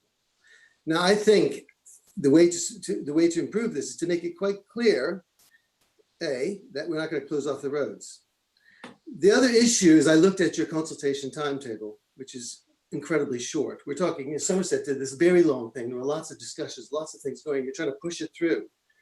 So at the very least, it's got to be the distant date. But I do think in order to support this, I would really need to make sure that we weren't trying to shut down roads. We're focusing on improving safety, making it easier for walking and transport. And, you know, to be honest, I really was a bit shocked by the presentation because the papers before this meeting talked about consultation. And all my discussions with everyone else were saying, oh, we'll take all these things into account. And now we've had a plan presented. This is how it'll be. We're going to do this. This is the thing. It's a big idea being pushed onto people. And I totally reject it in its current form. Thank you very much. Okay. Can I just respond directly to that? I must apologize. Basically, Jess was presenting the concept and then I was going to talk about the consultation process. So we've just paused at the moment to talk about the general sort of, the general idea of it. And then I was going to, because I then got some other slides to show with the following items. So I can talk about the consultation. I'm just aware of the time. I thought we should get this discussion going so we can move on. We got another couple of very complicated agenda items. I'm sorry, Chair, I'm not to chair it. Or Jess, do you want to respond on the road closure stuff? Yeah, I would love to respond. So the roads aren't being shut off. I think that's a very important distinction, and that's why this concept is so innovative. I think I was informed about the residents parking on Weymouth Road. I think that sounds excellent. That aligns very well. And but it sounds excellent. I just wanted to the third aspect is I appreciate how much work goes into these types of consultations, and sounds like a huge amount of energy and work, and progress has been made in the work you've done. I just wanted to raise that Somerset's position on road safety and on highways design has changed completely since last week. It's really a substantial difference. And also that these are emergency measures. And, you know, in fact, councils are being invited to undertake emergency measures because of the scale of the health emergency in COVID. So, you know, I think that bears bearing in mind. And yes, Anna made the point that actually there is a consultation to come. In fact, what's being done, of course, has been done on a very short initial basis, but it's just the beginning in any case. Well, thanks. And before I go to any other questions, I'm going to take the liberty of throwing some comments out. So, one of the comments that I've had on the paper, and obviously now seeing the presentation, is that what this is effectively doing is, if we take the full route as it is on the map that you've shown, it takes us from the Butts all the way past Victoria Park. It doesn't appear that there's been any thought given to people who live outside of the town centre bubble, who actually access the park at the moment by driving and parking at the park. I'm thinking of young families who physically cannot get young children and babies in pushchairs and picnics and toys and nappy bags and everything that they need for a few hours out of the park without driving and parking on Somerset Road. I would like to propose that if this is taken forward, that we actually shorten the route to at least the corner of Weymouth and Somerset Roads, if not taking it to the intersection of Dommet's Road. Because to me, all we're doing is we're excluding people who cannot walk to the park. There are lots of elderly people that take their dogs for walks in the park, but have to physically drive to get there. You know, I know that in this ideal world, we'd like to limit car use and car journeys, but fundamentally the park is for everybody in Frome, not just the people that live around there or who can access that corridor. I don't know if anybody wants to come back on that, Jess, Anna. Anna, are you okay for me to respond to that? Yeah. Andy, I think you make such an interesting point, and I think that is one of the questions of our time, in a way. That at the moment it is a reality that you do need a car to get to. If I'm understanding, this is the single most important, well, it's one of your two major parks in Frome, maybe to say. So the interesting thing about this concept is that it doesn't exclude us from being either compassionate or practical. So I would say you've jumped into designing the layout, but in fact we're not quite there yet. So it's more important to define what's needed, and there's nothing to stop us from making parking spaces available for disabled people, for families, for older adults, for somebody who's having a terrible day. There's nothing to stop us from doing that. We just want to make it exceptionally, when they enter the zone, they have to know that cyclists have priority on the carriageway and pedestrians have a priority at side junctions. So I think actually we could, if that's a design requirement, I think we can accommodate that. And also I want to push or shape that context of, you know, can we also imagine a family being able to reach this park by bicycle? You know, what does that mean in terms of needing an e-bicycle, for example, needing a cargo bike, assisted cycling, those different aspects.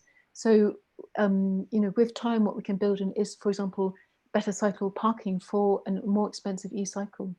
So I think what you described is a really relevant design criteria, and I don't see anything that stops us from accommodating that. I think that would work well. Right, thank you. I've got Sarah, then Ali.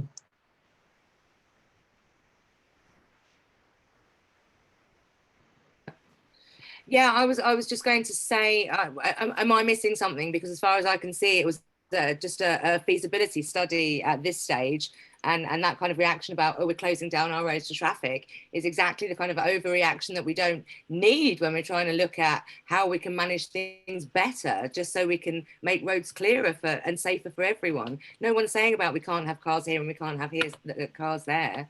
I think we just need to be a little bit more open-minded and not so melodramatic. We're talking about a feasibility study at this stage, as far as I can work out.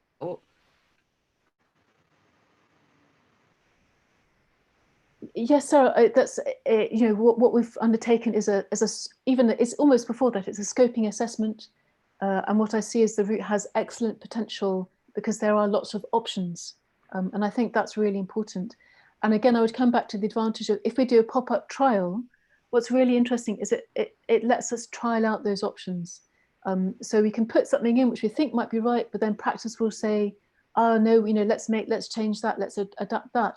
And also, as someone mentioned earlier, there might also be a change in travel patterns that we're not expecting yet due to COVID.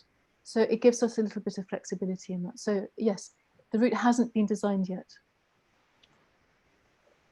Right, thank you. I think I've got Ali and then Andy W, and then I think Sarah has got some questions from the public. So Ali, please. I mean, I think that is one of the answers as well of consultation, is to do a pop-up cycle path, or whatever we call it, a cycle route, or because people then can see what's happening and they can see what is not right for them. That it's much easier to kind of see some of the problems and meet them head on. I think what part of the problem is we kind of do consultation when it's completely cold and people can't imagine what you're talking about. So I think that would be a great way to go, would be to do pop-up road, whatever we're calling it. What's it called? School Street. School Street, yes. Thanks, Ali. Andy W. Yeah, forgive me if I'm jumping the gun a little. Not every school kid is going to have the good fortune to be able to cycle and walk the last leg, shall we say, or indeed their parents or guardians. Will there be good enough access for these pupils that, you know, aren't lucky enough to be as physically able, or their parents? I think that's a fantastic point. And I mean, the interesting thing about the layout is that in many ways you can actually get, you know, currently there's actually very large parking exclusion zones around the schools. So the Nunney Road access, you actually can get as close with the school street as you can now. So there is quite a close access point. But I think designing for disabled access, I think that's a must. And in the same way, you know, there are instances where teachers, staff might need their cars, or again, maintenance access. We're not excluding cars actually. We're simply giving the priority to cyclists and pedestrians. I think it's more a case of, you know, you will have to physically drive slower, and you will have to expect lots of children scooting, walking and cycling. So I think it's a very good design consideration. Right, thank you. Sarah, can I come back to you? I think you've got some questions from the public. Yeah, Fiona Paulston would like to comment, and perhaps Fiona, if you could also speak on behalf of Nicola, read the butts. Thank you.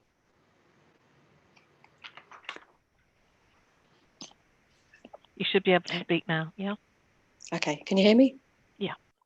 Okay, so I was particularly asking about the intersection with the Butts and Somerset Road, because it's, well, I live along the Butts, the traffic along here is terrible. There's a group of us who have kind of been getting together and looking at what we can do to campaign on that as a separate issue.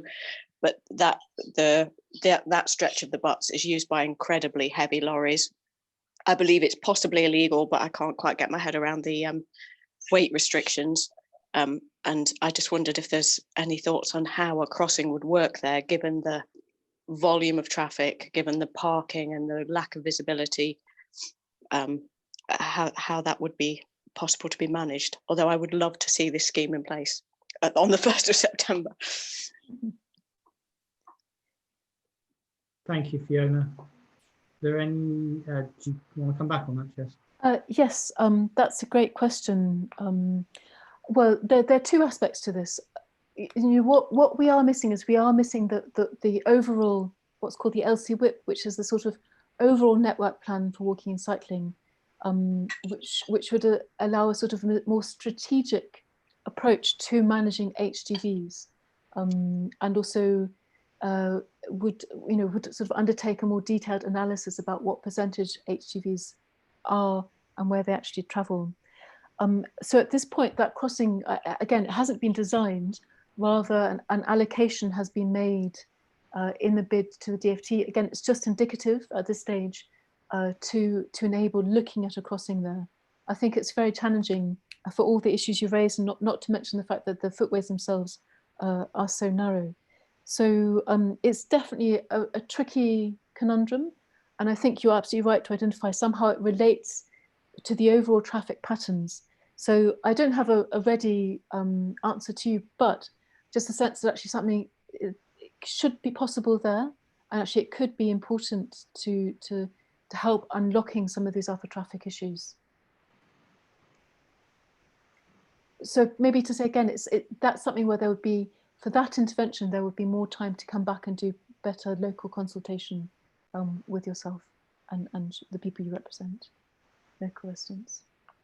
Thank you. Thanks. Sarah, is there any other question? Yeah, one more comment from Lenka. I think Lenka's still on mute. Yeah, Lenka says, how you there, Lenka? Yeah, you can read it out. Over to you. I was just how it's probably going on from Andy's point, really, that it's become apparent during this time there's just a lack of bikes around, and how are we going to make affordable bikes accessible to everybody? Poverty is increasing, numbers are increasing, people are losing their jobs, people won't be able to afford bikes. So is that issue going to be addressed? Thank you. Yeah, I'd like to respond to that, if that's okay. So really this is sort of the start of the whole sort of cycle sort of program, I would say. And September we'll be doing lots of activities. In fact, this weekend we've got the first of the free Dr. Bike sessions that will be happening every Saturday over August and in September. We're also going to be having hopefully a bike jumble sale, so that the idea of that is to get really, really affordable, or even a bike swap. There might be ways that we can integrate that, and it'd be great to link up with you, Lenka and Fair Froome, to see how we could sort of make sure, as you say, that people can access bikes affordably, and then also provided with the training and confidence that they need to do that, to cycle safely. So it'd be really good to work with you on that, but it is definitely on our agenda. And we're also looking at, for example, whether we could do a bulk buy of bikes, new bikes or secondhand, but particularly new bikes, to get a discount for residents, because I've had loads of people contacting me saying, oh, there's no more bikes left. It's Psychology have run out of bikes. It's so popular now. It's amazing. But I was talking to the Bike Academy today, and they've got some really exciting plans of potentially scaling up and producing stuff in Froome. So yeah, we just need to look at all of these things. And there are different models whereby, for example, some bike projects are looking at whether people could buy a bike on credit and pay monthly, so it'd be £10 a month, or just more affordable ways where you can spread the payments, for example. But I would say we're definitely looking into that, and it'd be great to link up more in that area. It'd be really great to link up, because as you know, we've got a lack of storage, and so we do sometimes get offered bikes, and then if it could really work, I'm always looking for people that could do up secondhand bikes. Yes, go out, because we get people asking us, referrers ask us. Yeah, try and source them. It's really difficult, so it'd be really good to link up on that. Definitely, yes. Do pass. Yeah, let's get in touch and do pass people our way. So yeah, thanks. Thank you. Thank you, Lenka. Sarah, is there any more from the public? Just one more comment. Alison Berkshire asks what conversations have been had with schools about their capacity to secure bike storage during the school day. So I was going to talk a bit about the community consultation in a moment, just briefly, but so it's been, it's been one of those projects that's just sort of come up, and we thought, right, this would be a really great solution for Froome. We have had some initial conversations with Trinity, Critchell and Oakfield. Trinity and Oakfield, well, actually all three of those schools have a reasonable amount of bike storage at the moment, but it is one of those things that we would look at to include. And if we get the DFT funding, we've included some money for bike storage there as well. So yeah, we would definitely look at include that, and ideally we'd include extra bike storage, on the safe cycle parking on the streets as well, maybe linked to the planters. You can get brilliant planters that also act as bike bike storage, bike locks. But yeah, we just have to wait and see for that. But yeah, I mean, at the moment, there's a lot of space in those storage areas at schools. So it'd be great. It'd be a great problem to have. Like, too many bikes. Quick, let's sort it out. Thanks, Anna. So I've got, I saw hands for Paul and for John. So Paul and then John, please. Thanks, Andy. And thanks, Jess and Anna, for this. I think it's a fantastic proposal, and I really support it. I just my question really is regarding the local cycling and walking infrastructure plan, which I noticed you mentioned at one point, Jess, and I noticed Peter also mentioned in his presentation, saying it's a high priority. And really the question is, for this current proposal, our application to the DFT for grant funding, would that be significantly aided by if we already had a local cycling and walking infrastructure plan in place? And presumably, if that is the case, if we could get one in place as soon as possible, that would help us funding projects going further forward? Yeah, so absolutely. It's one of the criteria for the DFT. It's a strange chicken and egg thing. So if those places which already had an LCWIP in place, that ticks quite an important box in terms of it sort of almost pre-qualifies them. They've been much more successful. For example, some were automatically awarded tranche 1 funding, and it's a qualifying yes is the answer. And I think it would be beneficial to do one as quickly as possible. But however, allowing for some due consultation. So in fact, it would only take a couple of weeks to draw one up and to cost it. But the important thing is the entire consultation process. So ideally to do it over a 6-month period to allow some of that conversation to happen would be ideal. And another reason why it's so important is because the DFT, they do these drips and drab funding. So if you're able to fund a piece, it's really important that that piece connects to an overall network, and it's contributing to some of the problems. For example, the issue which was raised about, how are we going to deal with HGVs? We need an overall concept about that, and then the pieces will start locking together, and the pieces will start delivering.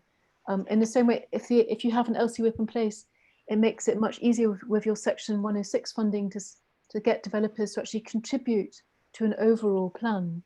And again, that's adding a lot of value. So I do think for yourselves, there would be a real advantage, particularly because Somerset doesn't actually have one themselves. If you're the first people in Somerset to have an LCWIP, you would actually be at the top of the queue in terms of funding. Or in terms of yes, it would be of real value. Thanks, Jess. John, and then I'm going to have to go back to Anna because I'm conscious of the time. Okay, so I think it's great if we can.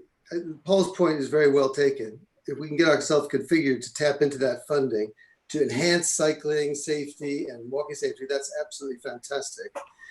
And then what Jess just said, a 6-month consultation, that's much better, because I was going to try to share my screen, but that map you showed, you stop traffic or you change traffic pattern in one part, it pushes it to other places where people need to park. And I think that we need to do a proper consultation like what we've just gone through, take that into account. And so I would advocate that we push this to the beginning of 2021 or any potential trial, that we have enough time to have a proper consultation to bring in enough people. Thank you. And the other point I just wanted to say was a bad consultation does not necessarily solve the problem that people are trying to deal with. We talked about safety. We've ended up with double yellows, residence parking, which a lot of people didn't even want, so we have to pay to park, and then restricted access to the park, very time limited. And I sit there at my desk looking on the Weymouth Road, looking at the people trying to get out of their car, families with bikes, elderly people with canes and walkers and pet puppies. We cannot be restricting access to those places. Thank you very much. Thanks, Sean. Right, Anna, can we come back to you now then, please, to talk about the consultation and timescale? Yeah, sure. I'll just share my screen. That's okay. Hopefully you can see that. So in the start from the beginning.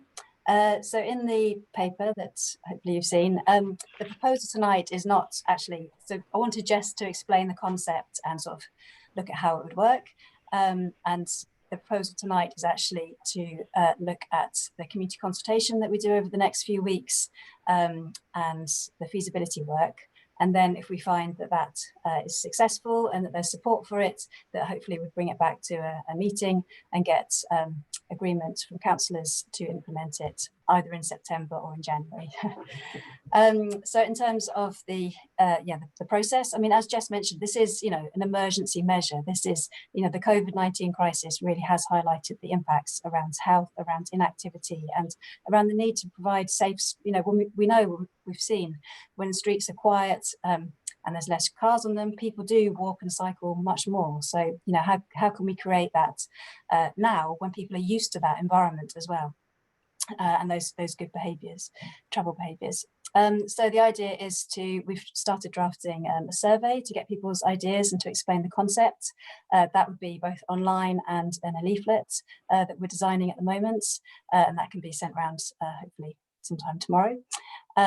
For people to have a look at. Then we're going to do a series of community meetings and link up with the neighbourhood groups, for example. We're also recruiting some door knocking, so some people to do some door knocking to explain the concept and get people's opinions and get them to fill in the survey. And if any councillors or anyone else would like to take part in that would be brilliant. That will be happening sort of over a range of times in the next sort of few weeks. Starting next week. And then obviously we're linking with schools. They're a key stakeholder. So far, Trinity and Critchell in particular have said they absolutely love the proposal and really want to support it. Oakfield are potentially very interested but want to know more information. So we'll be working closely with them to look at how we can manage that.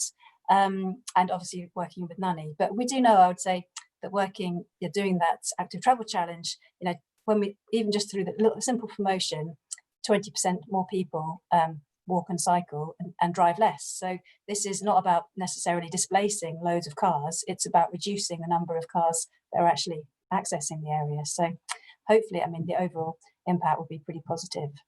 And then the idea is, yes, as I mentioned, to bring it back to council or to an extraordinary meeting, hopefully sort of in time for implementation in September. I mean, that's personally what I think would do best in terms of sustainable behaviour change and everything else, but obviously it's up to the group to decide.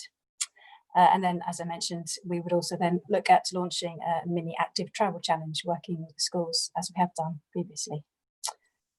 Are there any last questions on that, or shall I move on to the next slide, which is it's the next subject? Yeah, if you can do, Anna. Okay, sure. Okay, so the next thing on the agenda is the landscape sensitivity analysis for Froome. And I did mention this at the council. Anna. Oh, yeah. Sorry, I thought you meant the next subject as part of that. I believe we've got. Oh, right, okay.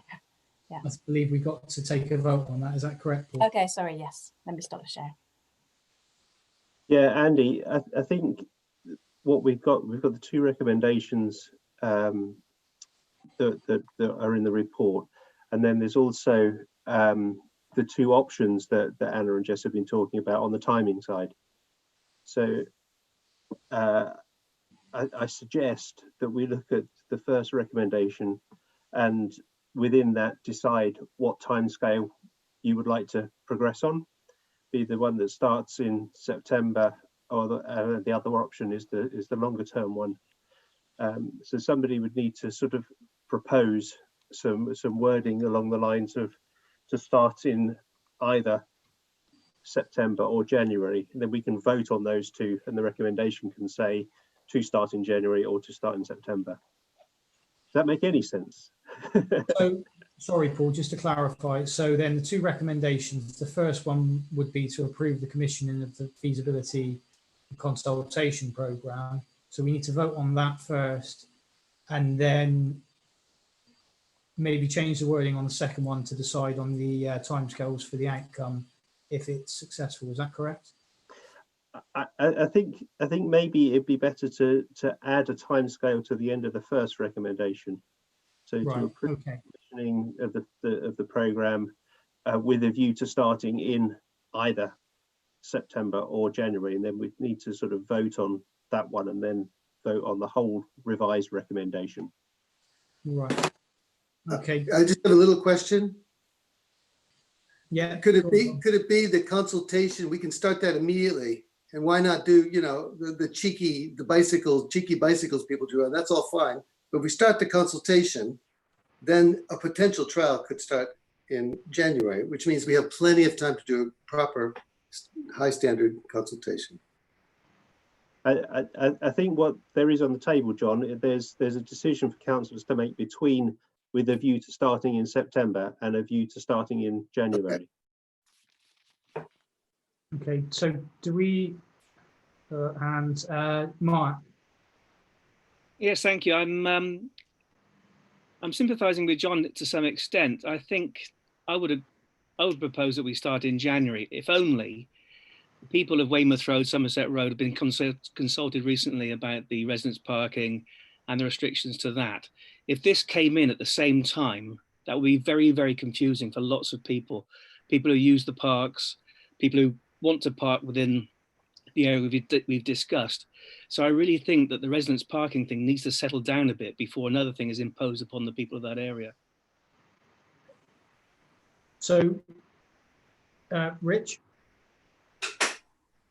Yeah, I'm concerned that the big thing in this is it will be highways, you know, so you need highways permission to do this. So I think John is right. A rushed consultation, that, you know, maybe somebody's at work when the door knockers are there and they don't get a chance to say something. People who live in the street behind don't get consulted. We could be seen to be doing something to the public rather than working with them. I'm a bit, you know, I'd love to see some. Essentially, what we're going for is traffic calming, and I'm all for that. You know, I'm all for safer cycling, so I support that. But I want to take people with us on this. And it's really important that we don't, you know, I know it's an emergency and all the rest of it. We could try it for a day with the bollard and see how it goes. We've got to be very, very careful that we don't just, you know, turn off a whole lot of people. That is important that we do that. Jess, do you want to say anything about that? Because I mean, I just know in terms of, I mean, I did my master's in sustainable behaviour change, and you know, if you're looking at changing people's behaviour, you know, a key moment, a sort of life change, is the key time to get, to enable that behaviour change to happen. And obviously, you know, being a parent myself in the area, you know, we haven't been driving or taking our kids to school for 6 months.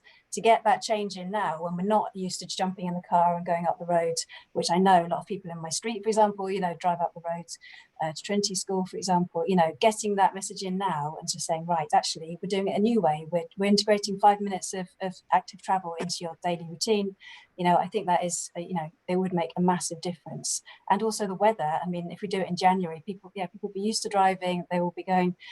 It will be terrible weather, getting them out of their cars again when they're rushing and it's raining or snowing or whatever. It will be much harder. And Jess, I don't know if you want to talk about your experience, you know, in other places. It is one of those unique opportunities. And Somerset, surprisingly, they've been saying, yes, we want to do this. We want to be innovative and, you know, really see some transformative changes that benefit the local community. And it is one of those things, you know, until you've experienced it, you don't necessarily know whether you like it or not. And the final thing is, it's not about being really strict about this road closure. You know, if someone's really running late and they've, you know, and it's raining and they've got loads of stuff to carry or whatever, you know, there's not going to be anyone penalising them or giving them a fine if they need to park. You know, it really is a flexible model that can be adapted and developed over time. So it's more about saying, actually, this is a safe space and you can access this as a car if you really need to.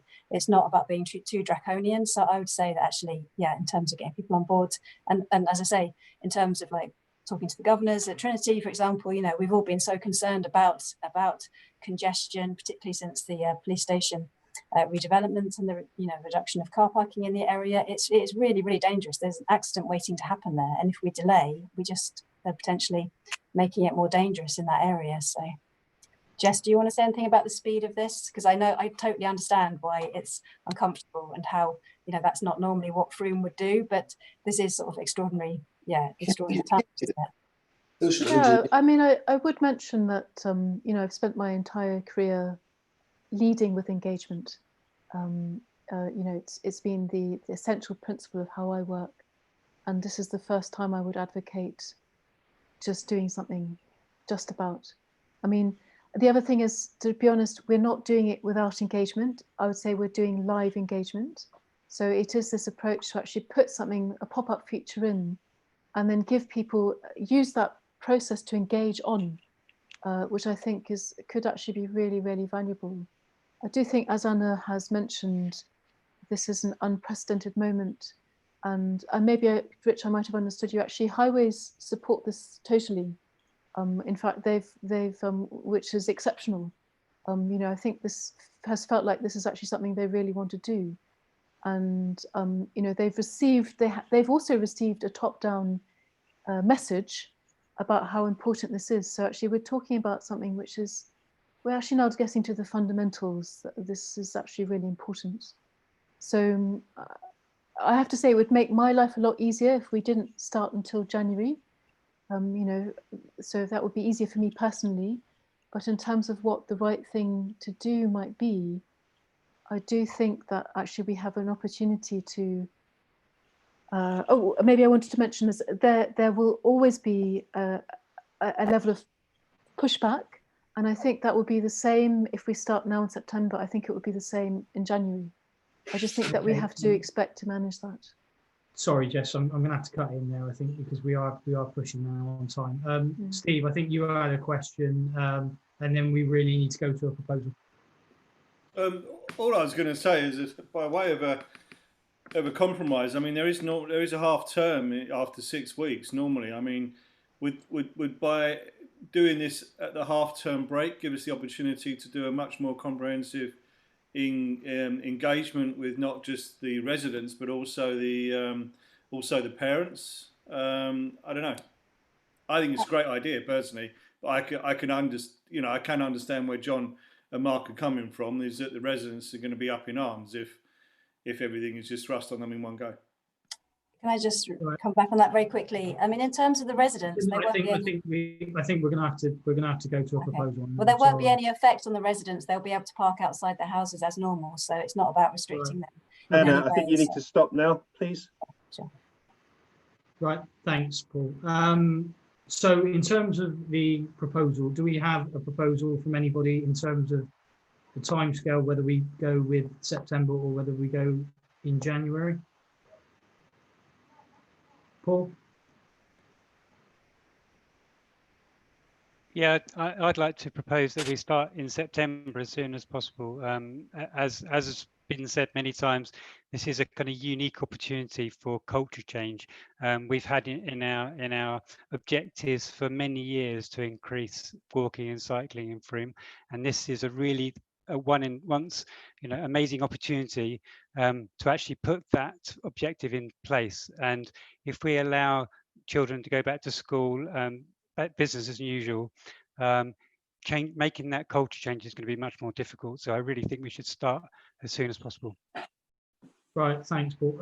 Paul Wynne, am I now just looking for somebody to second that and we vote on it?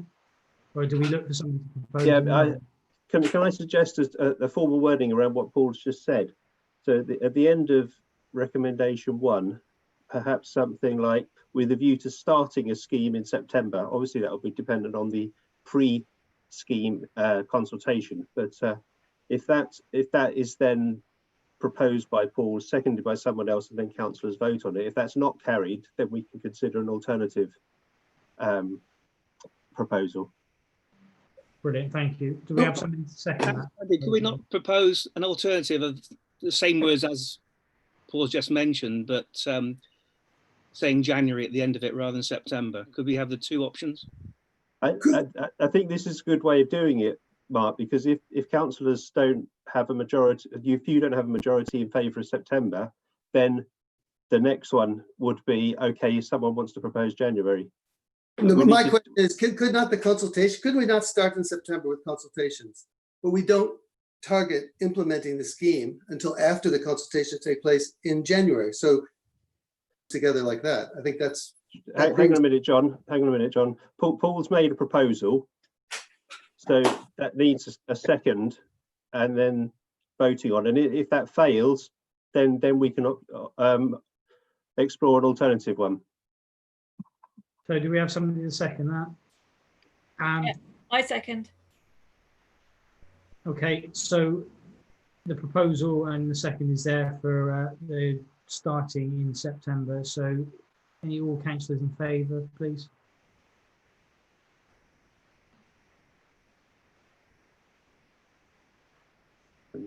Eight. And I see 8 hands up there, so which is again, a majority. That's a majority. Okay. So the next vote would be on approving the whole of the recommendation 1, which is approve the commissioning of the School Streets Feasibility Consultation Programme with a view to starting the scheme in September. So that we just need to vote on the whole one now. Someone would need to propose that. Somebody can propose that, please. Somebody to second it. Paul. So all councillors in favour. That's 1, 2, 3, 4, 5, 6, 8, 9. So that's a majority. And then we just need to consider the second recommendation. So the second recommendation is subject to the outcome of the feasibility consultation programme. Bring a report back to councillors as soon as possible. Do we not have to record all aspects of the vote, or just those voting for? John, if any councillor wants it recorded, they can ask, and you're perfectly at liberty to do that. Otherwise, we just take a majority as read. I'm asking.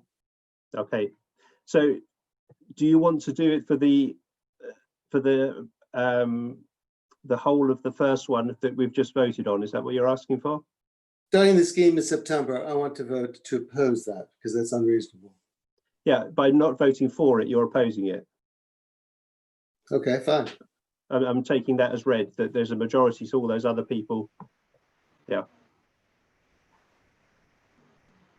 So someone needs to consider proposing the second one, I think. Is that where we are now? We have somebody to propose that. Anne, and to second it.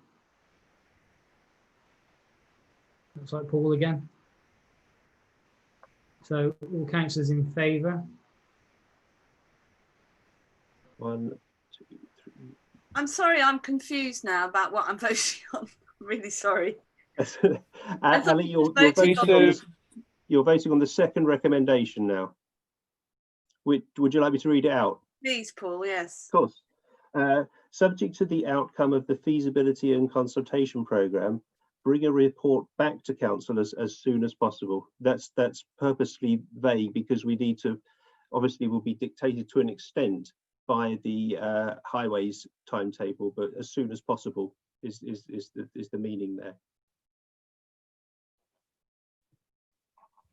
Thank you. So I believe Anne proposed it, Paul seconded it, so all councillors in favour?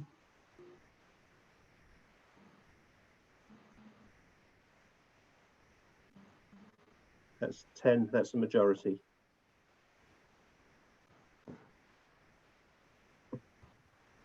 Thank you.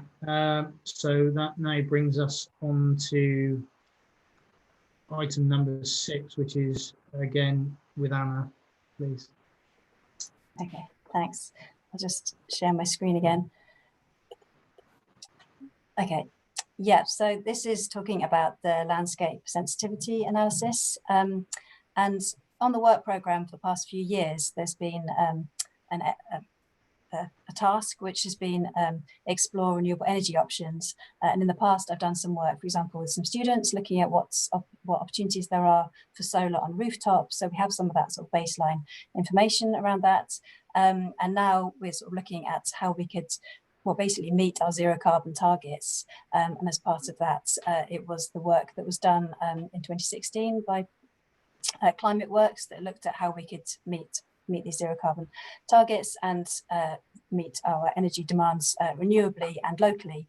So as part of this work, what I would like to propose is that we commission a study by a specialist landscape assessor to look at really sort of what resources we've got around the town, but also on the outskirts of the town, and look at sort of what areas of landscape would be potentially suitable for wind and solar, but also this can look at tree planting and potentially food growing as well.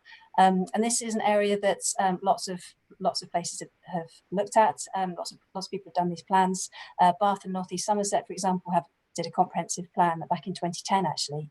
And the idea is that you've got this plan that basically shows sort of the areas that are potentially less sensitive, or where visibility is less impactful, or where it's like hidden behind a hill or whatever. And through that you can then plan some energy projects that are better for the local community and less visible, and sort of more sensitive to the surrounding landscape, and are not near, for example, an area of outstanding natural beauty and things like that. And the idea is that that would then feed into the local plan to ensure that not only housing and development is considered in that, but also to ensure that there's space allocated for tree planting, and that renewable energy is included in that local plan, which would help not only sort of look at our resources locally, but also would help with the whole planning process as well. So this isn't really deviating from the work plan. It's exploring renewable energy options, and I had £5,000 allocated for this work. So ideally, I'd like to go ahead and commission this work to start in August, if possible. Andy, can I butt in here for a second? Would you mind? Yes. I just want to remind the councillors who declared a disclosable for community interest in this agenda item, they can't contribute to the debate or to vote. Thanks, Paul. Do you want to stop sharing your screen, Anna, please? Lovely, thank you. So, are there any questions relating to that recommendation? John. No surprise. Thank you, Paul, for pointing that out, because I think that's really important, because we want to make sure that we're rigorous counsel on these things. For me, Frome decided to go net zero carbon. I do not know how you're going to achieve that by exporting the negative externalities of trying to produce energy power into other parishes. It does not make sense to me. And I think the negative externalities are things like pollution, but also there are negative externalities of putting windmills around the countryside. So I don't understand exactly the logic of how we could be net zero carbon by pushing this out somewhere else. And so that's my question. It just does not make sense to me. I can't understand that concept. So that's my question, I guess. Anna, do you want to come back on that? Yeah, sure. I mean, in terms of energy resilience, it's almost impossible for a town to be completely autonomous in terms of energy production. In the same way as local food, we wouldn't expect Frome to grow all of its food. We're reliant on the environs and the area that's surrounding the town. So it's just looking at we've already looked at what's possible in terms of solar on roofs in the town, and we'll still continue to explore those opportunities. But actually, for example, wind turbines are one of the cheapest and most efficient forms of renewable energy. And even the fossil fuel report that we had done, fossil fuel free report, it said that actually if we did nothing and we just focused on energy and just decided that we'd do wind turbines, we'd only need 8 wind turbines to meet the whole of Frome's electricity supply. And we're not just doing that, we're looking at how we can reduce transport emissions, we're looking at how we can retrofit homes to reduce energy bills. We're doing a huge amount of work in loads of different areas to reduce the overall carbon emissions. So it's not about suddenly having loads of wind turbines all in the surrounding areas. It's about looking at a few opportunities that will be a few within a mile or two of Frome potentially, and that they will be community owned, benefiting the local community, and really making sure that all the profits from these projects go back to the local community to help people in fuel poverty and to reduce energy bills as well, actually, so that we're not dependent on price hikes and global oil impacts. Okay, thanks, Anna. Anne. Presumably the findings of this analysis can be made available to our neighbouring parishes to help them in any planning or any applications to install any sort of renewable energy, or indeed to oppose that. This can be made available for free, presumably, to our neighbouring parishes. Yeah, definitely. It'd be a shared resource, and ideally Mendip would publish it, as part of the local plan, so it would be freely available. And if you search for Bath and North East Somerset landscape sensitivity analysis, it comes up, and you can immediately see which areas are suitable and which areas aren't. And as you say, yes, that can be used to then oppose projects that are not being, put in the right places. So it helps with that too, definitely. Thank you. Any other questions? DW? Yeah, thanks. Feel slightly uncomfortable. I mean, wind power sounds great, and all of the pluses that you've mentioned, they sound really attractive. I'm slightly uncomfortable with putting our turbines in other people's parishes, essentially. Perhaps I don't know enough about that aspect of the idea. Can you tell us a little bit more about, how that will be received and what the arrangements are with these parishes? Yeah, sure. I just want to be clear, it's not our wind turbines. This is just looking at how Frome could meet its needs. So, for example, if we were doing the example of food, we'd be looking at how much food can be reduced in the local environment and how we can link with local producers and organisations to produce that food. So it's certainly not about Frome going, right, okay, we want a wind turbine here and this is what you've got to do because our landscape sensitivity analysis says it's suitable. And I'd say also, when you look at energy, what about the fact, what about Hinkley Point? I mean, are you happy that actually our energy demand is contributing towards the economic model that means that nuclear power stations are implanted in a mass, in a dangerous situation potentially, in other communities? So I'd say the impact of our energy use has a massive impact nationally at the moment. There's coal-fired power stations producing our electricity. There's gas-fired power stations producing lots of emissions and things and affecting other communities. So, and if we were to do one, if we were Energy to do one, for example, in the neighbouring parish, they would work, for example, with Selwood, and they would say, right, we're going to be generating £300,000 we're going to be putting all of our profits into a community fund. What would Selwood Parish like to do with that, and how can we benefit your residents the most through this? So it's not about excluding anything or imposing anything, I would say. So. Money. Can't argue with that. Thanks very much. Cheers. Thanks. Sarah, have we got any questions from any members of the public?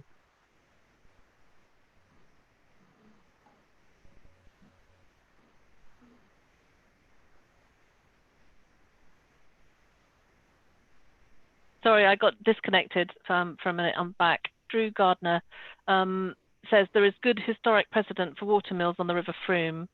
Have more water turbines like Telesford and the forthcoming one in Road been fully considered? Yes, so a few years ago, Frico got some funding to look at hydro, and we looked at a range of options, one at the Andros factory in Lollington, one at Welshmill actually, and a local hydro developer did an analysis and basically found that to make it work at Welshmill, you'd have to raise the weir by a metre, and that would potentially cause flooding further upstream. So it wasn't seen as something that could be done.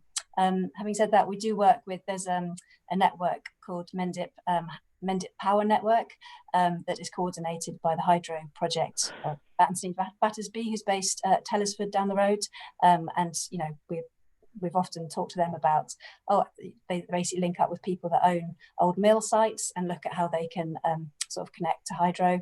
There's also a local developer called Rajan Russell who installed the hydro scheme at Hapsford on the Great Elm, and he's also got a new scheme along the sort of Vallis Vale up that way that he's looking to connect. So we're definitely looking at hydro too, and we would be keen to promote that, but obviously it has to not have any knock-on effects. And the average development time for a hydro scheme is about 5 years, and I think it's quite hard to do. Yeah. Thanks, Anna. Sarah, I think Lenka might be looking for a comment as well. Okay. Hello. Sorry to keep banging on about it again, but the They're planning on building an incinerator in Westbury again. They've gone back to a basic bog standard incinerator. So they're reapplying for planning for permission for that. Now the plan would be to plug into the substation that's in Frome. So we really think that everybody in Frome needs to really engage with this, because that is going to be dirty. That's not, we're not going to reach our target, because that's going to be dirty electricity basically. So I'm just appealing once again to, we really need to, you know, that's going to affect Frome, and the pollution will come from that. Particulates will reach Frome, so we really need to engage with that. The second point is regarding food. We've already got lots of food, great food. We've got the Frome Food Hub, we've got Vallis Veg, we've got lots of great producers already. Can we not kind of promote those, support those, really engage with those to, you know, just build up from that? Okay, thank you. Yeah, definitely. And in fact, that links really well with the item I'm going to be talking about next. So thanks, Lenka. Right, thank you. Any other questions from councillors at this stage?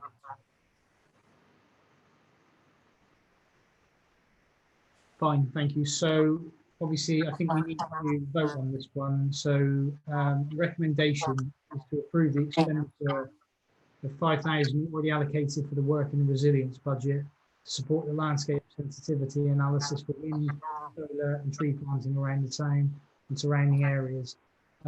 Taking into account the colleagues who have already declared an interest, can I get a proposer from remaining councillors, please? And somebody to second that. Rob. So all councillors in favour, please.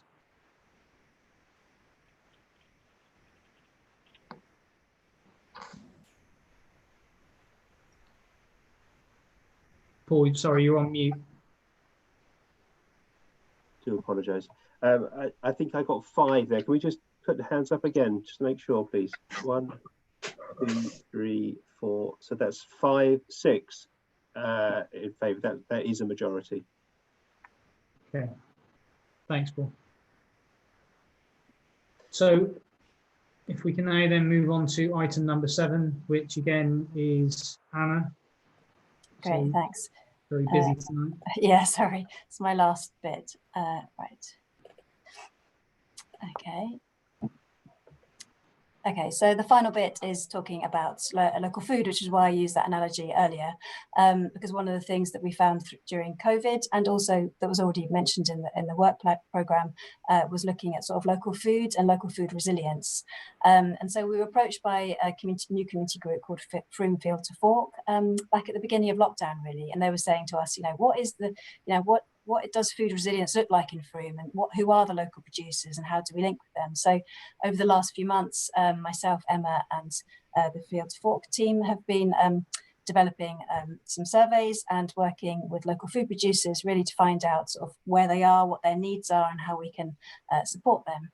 And so we've started, this just gives a quick overview of some of them that we've been working with, and we're going to be doing a map on Big Barn that we'll be promoting as part of this. And some of the issues they've been highlighting are things like shortage of labour. They want loss of income, obviously, but actually other people, for example, Vallis Veg, I know, have increased their customer base massively. So it's been a really interesting area of work, and really, really important in terms of sort of resilience and for being able to feed itself. And then finally, they looked at, for example, how the town council could help support local producers, and things like promotion and linking with local community and businesses has come up. So that gives some of the background as to why I've been working with Frome Field to Fork. But linked to this this work, they've also been sort of looking at, well, how do we create more resilience around local foods? And as Lenka mentioned, there are some brilliant projects and local producers that we really want to link with and promote. But Frome Field to Fork want to set up a new growing centre. And I'd say the thing that's sort of most interesting about that is that they really want to focus on sort of education and enabling people to sort of get training to be able to grow their own food, and really provide a hub for that around Frome. And so yeah, we've been looking at their proposals, and they sound really, really exciting. And initially, I think I had a bit more budget in the resilience budget for food, and I was thinking, brilliant, maybe we can do something larger scale with this. However, obviously, with all the transport stuff that's come up, the budget's sort of a bit smaller than we initially thought. So what they've said is, look, is there any way that we could access £1,000 to upgrade our water system? Because that's absolutely vital to them making this whole project work. And as mentioned in the paper, I'd previously secured £5,000 from a donor to support the Citizens' Assembly as part of the match funding that we were hoping to get.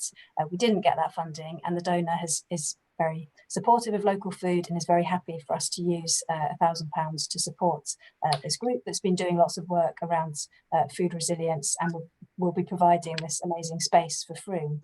So the proposal is to divert this £1,000 to support this programme. Thanks. I'll stop sharing again. Right, thanks, Anna. Any questions on this? John? Am I muted? Can you hear me? Yes. Yeah. As a keen gardener and someone also who works on allotment with lots of other, we'd like to upgrade our water system. So why does this group, why don't we take this £1,000, put it in the grants process, which we have well established? All the other groups in Froome who are interested in upgrading their water systems for whatever reasons, they could also apply with all the concepts wrapped around it, like what Anna was explaining Field de Fork want to do. I don't understand why suddenly this group, we just give them a grand when we have groups that we've had to refuse giving funding to. We had discretion, we made a decision that we couldn't fund all the different grant applications we get. Why don't we maintain this £1,000 for this concept, which I think is a great concept because we're all eating from our allotments, but put it out so that everyone else who's got these same ideas could also apply with their own concept. And I think that would be fair. It would fit within our regular processes, and it wouldn't sort of not feel so uncomfortable to me and others who would look at this situation. Thank you very much. Thanks, John. Anne, please. It's really in response to John. I'm sure the Grants Advisory Panel would welcome any application from allotments, and Froome Town Council, of course, support allotments in Froome. It's our only statutory responsibility to support allotments in Froome.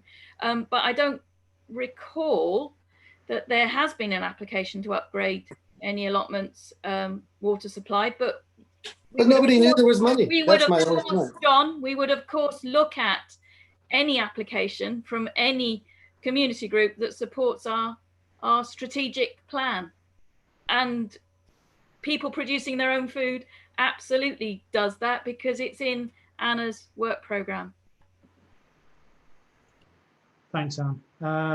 Sarah? Yeah, the donor had agreed for the funds to be diverted to this particular project. They weren't, as Mark said in his email earlier in the week, these funds weren't ours to put into the grant fund. Thanks, Sarah. Any other questions or comments? John again? But I think we could. There's no reason why we couldn't. It's a matter of formalities. The designated purpose, I'm sure the donor would sign off saying, yeah, put it into a fund to support all the different groups. For me, I don't like the cronyism, the idea that, the thing about accountability, it's not just where it is, whether you're being accountable and transparent, is how it looks. And I can just already hear people in my allotment and other allotments murmuring, oh yeah. So I'm just saying, that's why I'm raising this issue. If we just use our rigorous processes that we've already established, there's no problem. And that all goes away. We can still do the same thing. That's all. I'm just thinking about accountability and transparency. Thank you. Thanks, John. Do we have any other questions or comments? Rob? Yeah, I mean, I feel that this is taking in a particular initiative, which is going in a very important direction, and to follow John's proposal is, perfectly legitimate and understandable from the point of view of fairness. But on the other hand, I think we're in a place where we need to be taking firm initiatives, and so that's why I support the proposal. Thanks, Rob. If there's no other comments, then we'll move to the vote, and the recommendation is councillors to confirm their support for the field support project. So can I have somebody to propose that, please? Nick, and to second. Anne. So all councillors in favour, please.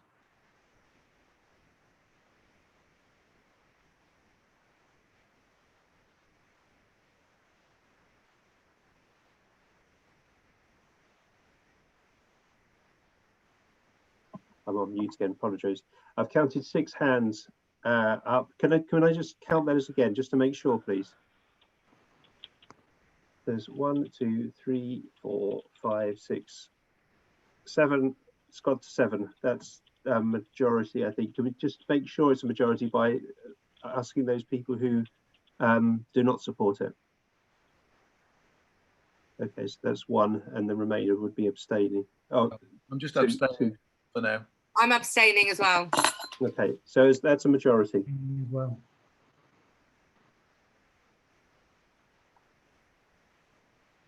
thank you. Yeah. Excellent.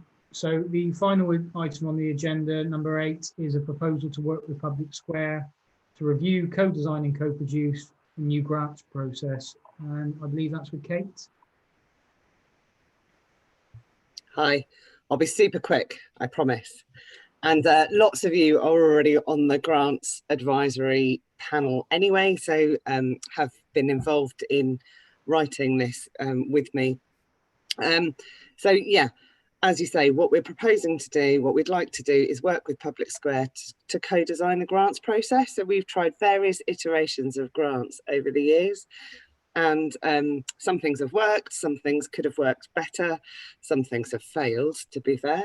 And so this is about us working with community organisations, but also members of the public, local residents, to design a process that is fit for purpose as we go forwards.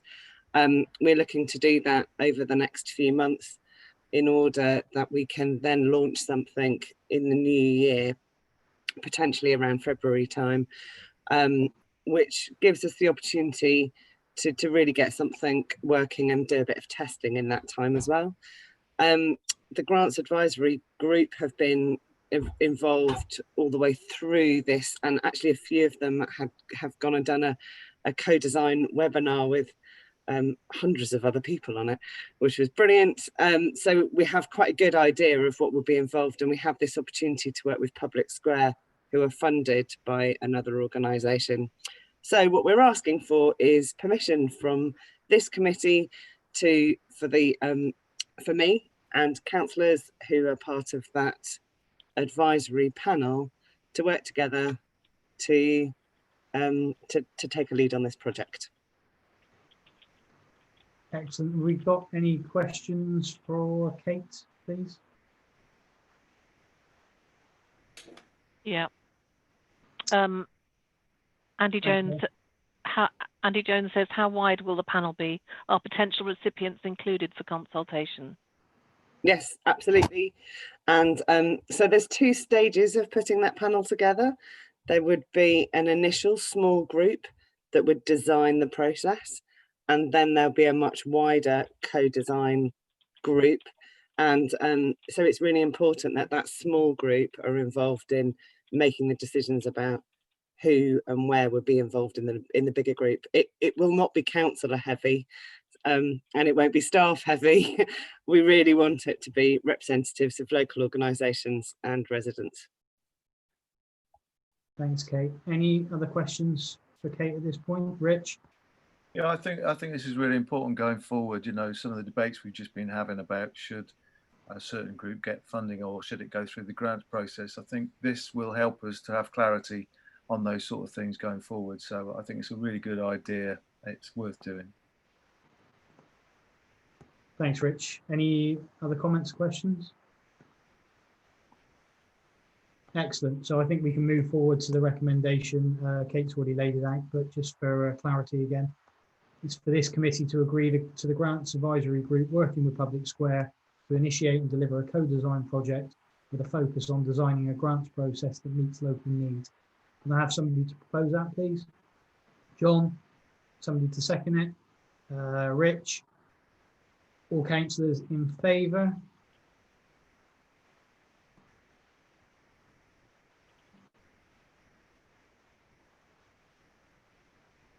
Sorry, Paul, you're on mute. That's unanimous. Excellent. Thank you. So unless there is anything else, I believe that brings tonight's meeting to a close. Oh, Ali? Yeah, I just wanted to make a plea that if that I think if a meeting goes on for longer than an hour and 3/4, that we should have a break. I don't think it's healthy for us. It's certainly not healthy for me, and I think we get really scratchy. So I'm just thinking of future meetings. If it goes on longer than an hour and 3/4, we have a 10-minute break and come back, and I think we'll work much more effectively. I second that. Can we vote on it? No, no, you can't vote on it, but I'm getting a very clear message I was here. kidding. I'll build that into the agenda. I think that's a good point, because the things that are voted on nearing the end of the meeting may be at a disadvantage to tiredness, fatigue, and impatience. Thanks. I'll also take that as a firm kick to move things on quicker in future. Chair, could I just indulge? Sorry, I appreciate what people are saying. I neglected to say something right at the beginning. So could I just have 10 seconds? As long as it's 10, John. Okay. Broadway Allotment and Community Garden Association, we're waiting to hear this week as to when our case is going to be presented and who it's going to be presented to. So the Frome Town Council are with us working on this, and you've agreed to support that and manage the site. Could I ask any councillors tonight to please to see our notice or our article in the Frome Times, and by all means write to the Frome Times in support of this application to have this land transferred to the management of Frome Town Council with the support of the local community. Because I think we need to just really work hard to make this happen, to save this space, this, you know, currently neglected space, but could be an amazing space for the community, providing food and amenities for everybody. Thank you. John, can I just say to John there, a point well made, but at the top of the agenda on purpose are questions and comments from councillors, and it's at the end, as Andy Fritmore just said, that people might not listen at the best. Yeah, I neglected to say it at the beginning. I take your point, Paul. Thank you. Thank you very much. Well, in that case, I will bring the meeting to a close. Thank you, everyone. Thank you for your patience with the timescales and for your patience with me and my. Thank you, Andy. Thank you, Andy. Thanks, Andy. Thanks a lot. Bye, guys.